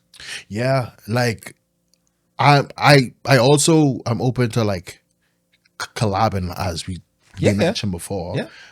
But primarily, yeah, I just do my own melodies. I figure out my own. I write my own stuff too. Like, but never. I'm not even shy to say like if we're doing a song camp or if we're doing a collaborative studio session and you have something that you say, oh, this is gonna sound good if you say it this way, I'm gonna use it. I'm gonna say that. I don't have pride in being like, mind you, I know I'm a good writer. Sure. I know I'm a good writer. I know I'm a good rapper. I know that. But it's also great to know that you can accept collaboration too and accept good ideas from other people, because that's how you build and that's how you get up. That's how you move on, right? Do you find yourself doing a lot of electronic instrumentation, or are you bringing live instruments in to do some of the demo takes?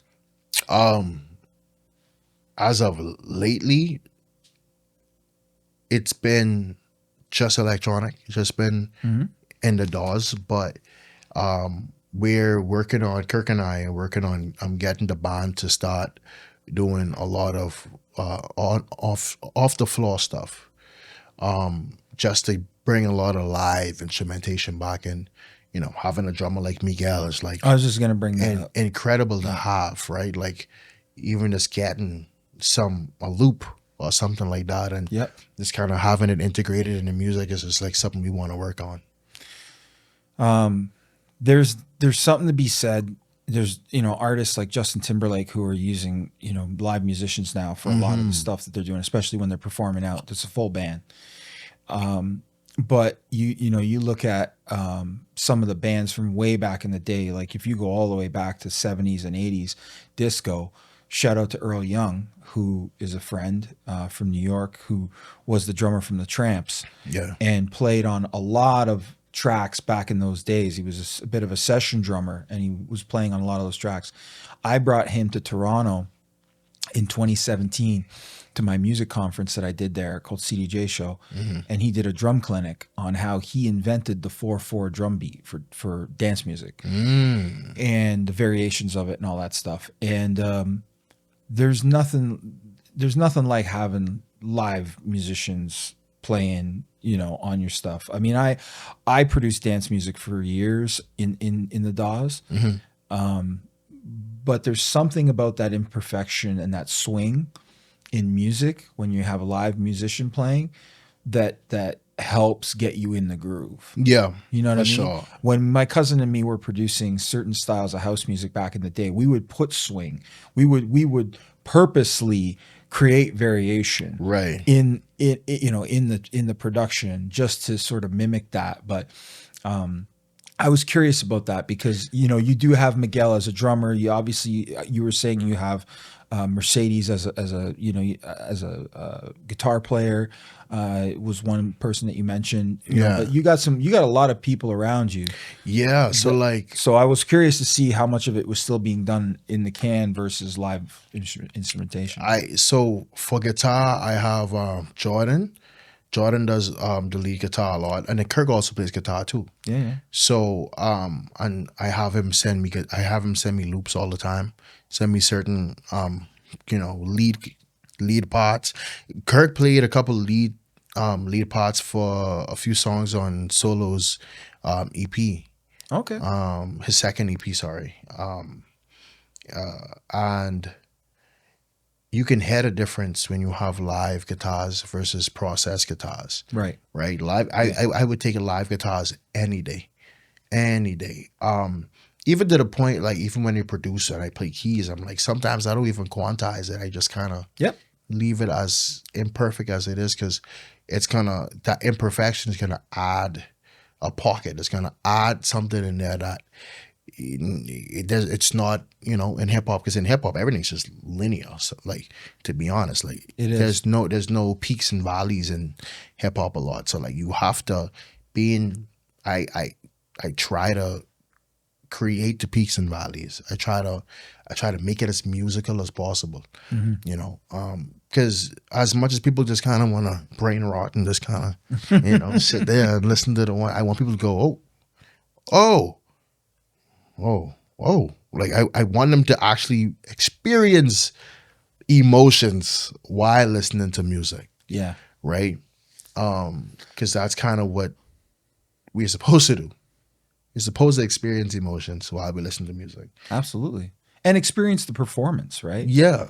Like, there's something to be said about it being an instrument performed live versus something that's programmed, right? Right. And don't get me wrong, I love both. I've in the past, I've produced both, and I love them both for different reasons. But and I've even done, obviously, both on the same track, which I'm sure you've done, obviously, as well. Mm-hmm. But I think that there's no substitution for having that human element in there, if you can. Yeah, for sure. When it comes to the beats, are you making those yourself, or are you collabing on that too? Mostly, yeah. I'm making, but I once again, I do collab on beats too. Kirk, once again, we work together. Like, I'll bring him a full beat that I made, and he'll take it from one dimension to the next. And that's just what we do. We just take, he'll show me an idea, and I'll be like, all right, let's do this, let's do this, let's do this, let's do this. And he'd be like, all right, cool, because that's gonna do this, this, this, and this. And I'm like, damn, let's just do it all, because it's great. Right? And that's just kind of how that's just the relationship. I also work with producers like Zach. He's also a great saxophone player too. We work together on beats. If we disagree, we're like, okay, let's figure out a way to make this thing work. Even solo, me and Solo make some beats together too. We make some beats for Cruft together. Oh, that's cool. And like, it's just we really collab on it. Like, a lot of us just collab together, because it's great to have, they say two heads are better than one, right? It's like, when you kind of have multiple people in the studio, you may play something a different way. Even like it was a record that we had that we were working on, and I had one of my friends, Greg McGovern, come to the studio, and he's just a great musician overall. The guy comes in, and we're like, we don't even know what to kind of add in. And there was a Wurlitzer in the studio, and he was just like playing on it, and and he just did something so spooky, and we were like, keep that.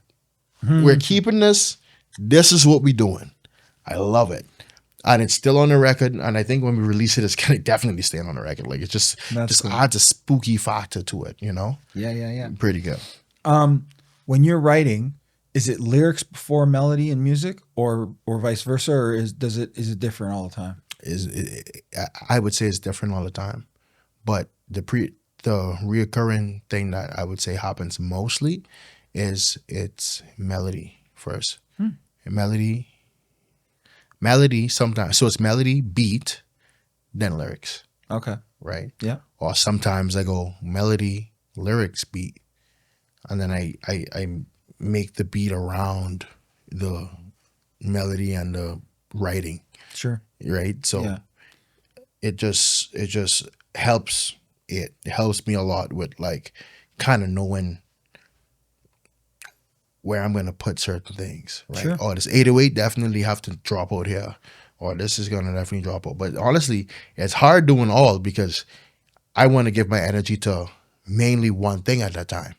So when I'm producing, sometimes I just want to give I want to give my energy to producing, but then I have this idea, man, and then I go, wow, it's time to become an artist again, and then I just start writing, and then I have a skeleton of a beat, right? I have a skeleton because I didn't put everything in there, and then I have a full written song now, but the beat is still skeletal. And so then I'm like, all right, I got to go back to making the beat again. And then, Change hats. and then right, yeah, change it again, and then I call Kirk. I'm like, come. Let me give you this beat and let's figure it out. Yeah, and again, that's there you go. You got someone coming in again with fresh, ready to go, putting all their energy. New airs, right? Like new airs is like good to have. Like fresh air, like air fatigue is such a real thing. Like guys, if you're fatigued, don't just continue to make a beat. It's gonna sound like garbage. I promise you. I've made beats and then I'm like, ooh, it's 5 a.m. and I'm like, this is hitting. And I've been working for like 5, 8, almost 10 hours. And then I wake up the next day and the beat's the worst thing I've ever heard in my life. You also have to know when it's done. Yeah, man. You can't keep thing. Because you can polish it and polish it and polish it to the point where it's unrecognizable and the original idea is gone. You don't need more cowbells, guys. Take the cowbells out. Honestly, take them out. You guys are shooting an insane amount of content, like I was saying, a lot of times with the different stuff that you guys are doing. Are you shooting music videos at all? Is that a thing, or are you mostly just shooting are you shooting full length music videos? Yeah. Yeah. What's the inspiration for those videos? Like, how do you come up with the idea of, okay, we're gonna go here, we're gonna shoot this? Because I'm assuming some of that's being shot here in town, right? Yeah, for sure. Most of it is shot primarily in London, and then we kind of move out when we feel like we need to move out. I just honestly, I see the video from I make a song. If I know the songs from I have the idea and it's a good song in my head, I picture two things. I picture singing it to a crowd, and I picture the music video. And if I could see the music video vividly, and I could see it scene for scene, because that's how I shoot it. I already know how I want these scenes done. I already know what it looks like in my head because the video's already done in my head. I've watched it millions of times. I'm the same. So that's awesome. So just so cool. So I'm just like I'm directing it. Yeah, right? I'm like, listen, the music already told me what it needed to look like in the video. This is what's gonna happen. Right. And that's why it's so important to have people who can interpret stuff for you and help you to bring out that idea, because if you have a terrible videographer, they won't know. And then you just end up doing a video with girls shaking booty to a song that you're not even talking about booty in. Right? Yeah. So it's it's like you gotta find people with that developing mind state to progress and shoot further than what you have already.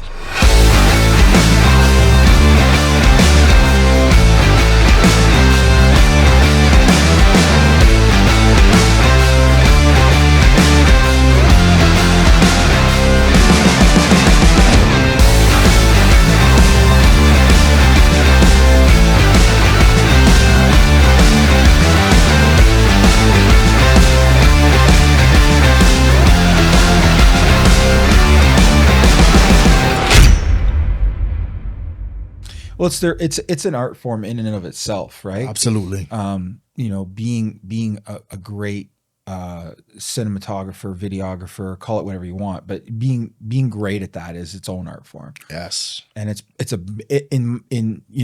after everything we've just talked about, creating content, creating a video, creating whatever it is a huge part of the process. Yeah. Because before even sometimes the live show, it's what people see of you. It's your business card. Yes. In a way, right? Like, exactly. People put so much effort into a logo or into, branding. But I mean, this clip or this video that people are seeing, they're going to see this before, I think the first video ever on MTV was the Buggles video killed the radio star of all songs. Of all songs, right? But I mean, music videos changed music forever. Right? But what's interesting is now, obviously, it's different. Much music isn't that much of a thing. Country music in Canada, we used to have a dedicated sort of country music video station, and that's gone because everything's gone online. Yeah. Because everything shifted to not self-created content, but in a way, yeah, a lot of self-created content. There is still professional videos being shot, and you can tell when they are. Yeah. But that's sort of your calling card. People are like, I connect with this. Mm-hmm. And so I think it's equally, in my opinion, I don't know how you can say how you feel about this, but I think it's equally as important to make sure that, like you said, that vision of the story that you're putting pen to paper on, I think it's paramount that comes through for people to connect with in the video. Man. Yeah, honestly. As much as the audio. Yeah. Because even before they, like I say, even before they see you live performing that story, that art, that video has to hit them. Yep, it does. It's a big part. It really does. They need to see you. They need to be able to connect with you. And there are some people in short supply that like they can be mysterious and not really. A lot of people don't see them often, but they get that fan base because of that. Because it connects to the people that likes that stuff. Yeah. So there's a fan base and there's a market for all of that, right? But there's also a market for people who want to see you, and there's a market for people who want to embrace you virtually. They want to listen to your music and they want to see you perform that song in a different light. And then they want, like you said, and then they want to go to the show to see you, right? So then they have 3 different versions of you. That's why a lot of fans really connect with people, because they're like, I feel like I've seen as much of this person as like I know, right? Yeah. Like they look at you and they go, man, like I know this person, because 1, he talks about his life. 2, I see him in the videos and I see what his acting is like. I see what his vision's like. Oh, he's performing. He's laughing and he's enjoying it. He's not taking it too serious. He's still incredibly talented and doing what he's doing, but he is not taking it too serious, and he's engaging with the fans. Yeah. They've experienced you to a level that you don't even know that they've experienced you at, because they need that. People need that, and then they see that and they go, all right, cool, I know this person. That's why I love this person. A lot of fans, oh, I love you. They genuinely do love you. Yeah. Because they see you and they see who you are and they feel that, right? And then there's, obviously, as far as you can see, but there are people who like even a lot of the people like Kanye, for example, like he puts everything out there. He puts everything out there, so people even see that. They see the good, they see the bad, they see everything, right? So, when it comes to even having the content, the short form content now, I think what I'm trying to develop is a way to make the short form content still look like music videos and still have them have a certain aspect of it where it kind of feels untouchable. Because when you, back in the day when you saw music on MTV, like a music video on MTV or much, and you saw it and you were like, hey, this guy was so big, so popular, he's on MTV, oh my gosh. Now it's like you see short form content because everybody knows how to buy sponsorship now. So you see this person and then everybody seems easily accessible now. Yep. Right? There's no more healthy, mysterious mystery in it. So I think there's a way to kind of bring that back. Yeah, bridge the gap. And bridge it again, yeah. Yeah. Do you think, so in terms of fans, obviously there's different sort of levels of fans, right? There's like the early adopters that are like hardcore fans, and then there's, people who come to support, and then there's people that just consume the content, but they're still fans of the music. There's different levels of fans, but in your opinion, on your sort of journey here, as you've been going, what's your opinion on sort of building a fan base? What does that look like? Building a fan base it's one of those things where it's like, it's easy, but it's hard. I think I'd lean more towards the hard side, but it just depends on how much work you put into doing it. And the thing about being a leader too in your own self is delegating and finding people to do that for you because you're not the best curator, because you're not the best person to, you don't know how to work metadata. You don't have to. This day and age makes you feel like you need to learn everything in order to be successful, but you don't. All you have to do is just ask. Ask and you shall receive. Just find somebody who knows how to deal with that stuff and get them to help you get your fan base. And that's something that I'm working towards too, because I am somebody that I thought that I needed to learn how to do it, or I thought that I needed to only just pay my whatever amount of dollars and get the robots to do that. But when you find people, and if you look at the numbers, you could see that I don't have robots doing anything for me. Everything that all the numbers that I have is literally organic, and you could see that because it's not in the 27,000s and then not translating anywhere else. It's just I have 10 listens here, 20 listens here. It's from 10 people. My mom probably played the song 10 times. It's and honestly, like every time I see the Spotify Wrapped, I'm like sometimes I get a little upset at myself because I'm like, I don't have the numbers that I'm looking for. But then I realize these are people that consistently listen to my music, even when I don't drop. And it's like, I owe it to them to bring new music out, right? Because they're consistently listening to this music. If I do a concert with all the people that are listening to the music, there would be people singing the songs word for word, bar for bar. Yep. Right? And so like, I think that those are the real fans. Those are the real fans, and I feel like, and thank you to all the fans that are in Tokyo. Like I have people in Tokyo listening to the music. Wow. I'm like, and on a consistent basis, I'm like, this is how I haven't even dropped in so long, and I'm like, you still are listening to my music in Osaka? Like what? That's crazy to me. That is. And so like, because for me, I listened to a song a couple times. I'm like, yeah, this is cool. This is great. Unless I'm a diehard fan, I don't listen to it after a while. I'll come back to it, but and like I find that that's another thing. And it's like I'm trying to really build a fan base so that it's not just the lonely fans in Osaka listening to it, or the people in Michigan, or people in Kansas City in Missouri listening to it. It's gonna. I want it to ramp up. That's my goal by the end of the year. I'm stating that. Like right now, it's like at the end of the year, I want the fan base to grow immensely. It's not even just for me. It's for like, just for other people could relate and be like, oh, I do listen to Jag. How do you know him? It's because it's a beauty when you bond over knowing somebody. Absolutely. Especially if they're not even like up there yet. Yeah. Like I remember when I first listened to I'm a big fan of this band, but they're broken up. The Weepies. And they had a song in a game, and I think it was called Can't Go Back Now. And it's like, I've never met anybody who knows the Weepies, but if I ever do, I'm like, this is gonna be historic, because I feel like nobody knows them.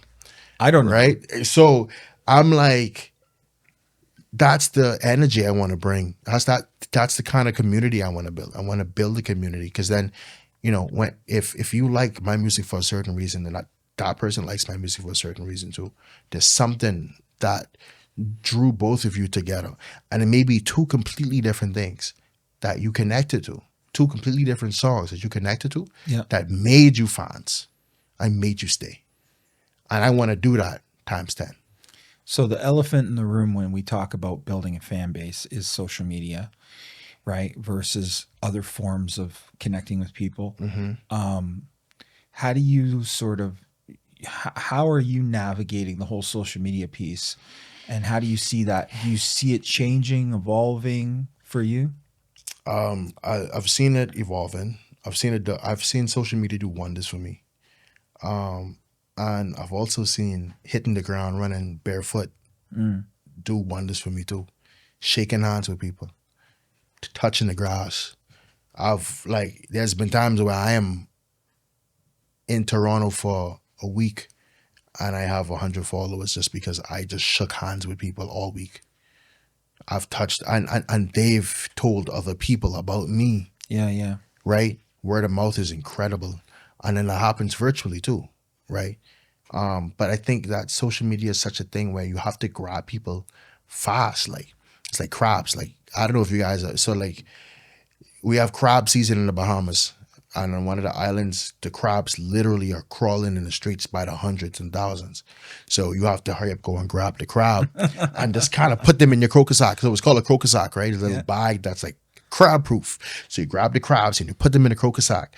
And it's like, that's what social media feels like to me. It's feel like I'm crabbing every time because you have to grab them before they get away. Yeah. You're grabbing them before their attention goes somewhere else. Exactly. And it's like, when you meet people in person, you meet them in person and you kind of get that shock value of like, oh, I guess I kind of have to commit to whatever conversation we're having right now because we're here, right? So even when they do follow you, they follow you. If they stay to, if they consume it, is a different story, but the number would translate, right? That number translate when they hit that follow button, the number translates. Do you find that when you do a feature, like when you go out to a King Cruff show or when you are if you're opening on a show or you're doing some kind of show, do you find you gain more fans and followers that way?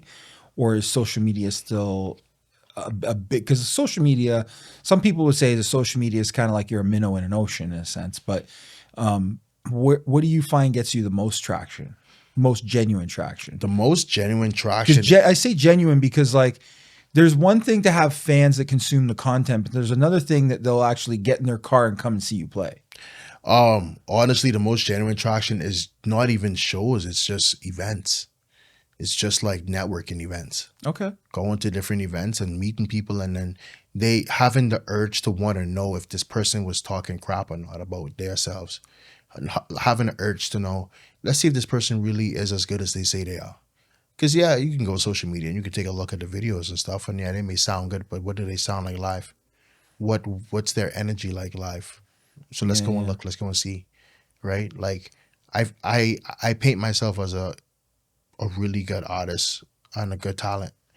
And a lot of the comments I get is, your energy is crazy. And that energy brings people back. The talent, you can listen to the talent on Spotify. You can listen to the talent on YouTube. But the energy is what people feel when they go to a show. And to make that genuine connection at shows too. Not saying I don't gain followers from shows, because I do, but it's mainly when you shake hands with people and then they want to know more. You leave them hanging, so they want to know more, right? Yeah. And then because they've never been to a show. See, the thing is, when you gain followers from a show, sometimes that's just it that time, right? Sometimes that's just it. Nobody's gonna drive from. Not saying they're not going to, but sometimes, for the most part, people aren't gonna drive from Toronto from Montreal to Ottawa to come and see you, unless they're fans, right? I've had people commit to saying they're gonna come and they never show, and that's a part of the game. But I've been in situations where people that I've met once committed and they came because they've never seen a show before, so they don't even know what they're missing. Yeah. Right, and I find that they stick around more. They come to more shows. Every show I do. Oh, you're there again, bro? Blessed, like, appreciate that. That means a lot to me. Yeah, right. You know? Yeah, that's interesting. I think that there's some more genuine connection there, right? Yeah, absolutely. You know? What do you think, so going into looking at kind of the future, I mean, we talked about, you know, how you guys are sort of trailblazing your genres in London, but what do you think just in general, sort of the future of, because I know I talked to Cruff about this too, about sort of the future of reggae and stuff, but what do you think the future of sort of hip hop and reggae is, whether it be like local scene or Canada wide, but like, where do you see things going? I see a shift happening. Yeah. Because right now, yes, we're talking about reggae, talking about dancehall, but Afrobeats is definitely taking over the genres right now. And Afrobeats is such a universal thing that it's taken over the hip hop space. Oh, really? It's taken over the hip hop space. It's taken over the and when I say take over, I don't mean like it's replacing it. It's just it's integrating itself well, right? And Afrobeats is such an amazing genre. And even the different forms of African music, from the Amapianos to the Kwaitos to, you know, to Afrobeat. Like it's just a good amalgamation of everything in there. Yeah. And I think, but also going back to it though, like reggae, I think we have great forerunners right now for reggae music, for dancehall music in this generation. I think we have great people spearheading hip hop right now, especially in London. Like right now, shout out to the Fresh Religion guys doing their stuff. Shout out to the For the Tribe guys doing their stuff right now. You know, Kodo, Cameron James, Insight, Kai Banks, Tony Blue. We're looking at the Finessa, Jack Raven, you name it. Like these guys are doing their thing in the hip hop scene right now, and they're really making it a statement. You know, that we still do it. That's amazing. And then reggae and dancehall, it's coming. It's bubbling. Yeah, it's brewing up. It's brewing, and like I'm gonna tell you, when it erupts, it's erupting. Yeah. Like people are hungry for it. Oh, very. Like Omega Mighty also. Oh yeah. Amazing artists. Yeah, absolutely. Reggae and dancehall, she has that in the bag right now. Yeah, for sure right now. I reached out to her. I'd love to get her on the show. Yes, Omega, if you're watching this, you gotta pull up. You gotta come to London and do this. We'll collab at the same time. There you go. We'll make it happen. There's a studio downstairs. We can make this happen. That's what I'm saying. But there's a lot of people, and there's a lot of other Toronto. Actually, as a matter of fact, I just saw a video the other day of some Toronto dancehall artists, and I was like, wait, these guys, they onto something here. Like, cause you look at, you know, you have the trap hall side of dancehall, where now it's like you have all the bad man singing, and it's like, now it's like, bro, we have this in Toronto. I've been waiting on this my whole life. I've been feeling singled out, and now we have it, and like we have these guys actually fully putting on too. I love it. Yeah, that's amazing. I love it, and I think that I know that hip hop died for a while because people were like, oh, everybody sounds the same, and like I know that dancehall kind of like took this little break from certain people, because I've heard people say, oh, dancehall is just all about guns and this and that now. And I'm like, you're not listening to everything. You're not listening to the people that are talking about other stuff in dancehall, right? That's with every genre, man. Like, you're not listening to people who are not talking about beers and jeans and country. Like, find the people that are actually talking about what you relate to. There's bad people out there. Like Shabuzi in the country scene. Yep. Oh, man. So good. So incredible. Yeah. You know? Unbelievable. Yeah, man. So, like, you have to find the people. You have to put in a little bit of work. I know it was easier back in the day because whatever MTV minnow in an ocean, us, man. That's what I'm saying. What MTV gave us was what we got. Yeah. Right? What VH1 gave us is what we got. But now we have the access to find everything. Yeah. You know? So if there's people out there like these guys in Toronto and whoever that want to link up with you guys, you know, what's the best way for them to do that? DM me. DM me. Email me at jaghuligin.mgmt@gmail.com. DM me on Instagram. Because I would love to. I would come out and support, man. I'd love to see you guys put on some real, like, whether it's any genre, doesn't matter. But the reggae stuff to me, man, I think is, like you said, is bubbling. Absolutely. And I would love to see some jams happen here. Yeah, like I'm gonna be doing like I mentioned before, the EP is coming out this year.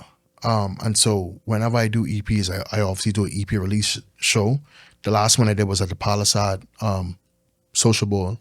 Yeah. So this time we're looking for a different venue, different vibe, different energy to bring what I see happen for this EP release. And yeah, man, like definitely you guys are invited to come out, and like Thanks, man. whenever we figure it out, like we want to make it a thing, you know. I always hear fake it till you make it. and then Well, you ain't faking it, man. You've got it. You've got it. It's oh man, you know, it's coming. Yeah, it's coming. man. People don't even realize yet. it you know, and that's just it. You know, it's just about, it's not faking it when it's already there. When you have it and there's a vision, you already seen it. Yeah. You already have it. You know what I mean? It's just something you got to keep working on, and there's no time frame. You can't put a time limit or time frame on your success, because then you stop yourself. You stunt your growth by doing that. So the more and more you put I gotta make sure I'm famous by 35.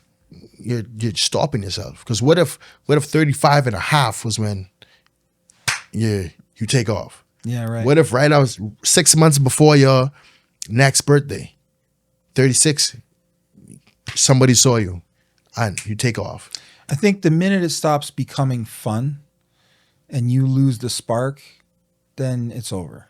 Honestly. But as long as you can keep that going, man, Yeah. and you keep having a good time, and like people you're collabing with and the team, everybody's still having a great time. And there's people, like you said, out there in other cities that are doing some of the stuff you guys are doing, and you're all moving in the same direction. Man, it's nothing but good. Honestly. You know? It does. Jag, thanks for coming on, man. Thank you for having me on, Ryan. I've been wanting to come on here. I was waiting on the invitation, and the invitation came. I was like, perfect. What's your tag online? How can people find you? At Jag Huligin, JAG.HULIGIN. I had a conversation with Cruff the other day, because he's like, bro, your name is not easy to spell. And I'm like, well, people gotta spell it properly, because I'm tired of seeing it being spelled wrong. Even on awards, you guys know what I'm talking about. But yeah, so JAG.HULIGIN at Jag Huligin everywhere, Spotify, you name it. Instagram, all my handles are pretty much that. Yeah. Wicked. Thanks for coming on, man. Appreciate it. Thank you for having me on, Ryan. Wicked. Everybody, Ryan here from Music City Live. Thank you for tuning into the episode. We'll see you on the next one. Take care, everybody. Thank you for watching Music City Live. If you like this episode, like the video. And for more clips and episodes, subscribe to the channel. Feel free to join the conversation by commenting below, and visit us at musiccityliveshow.com.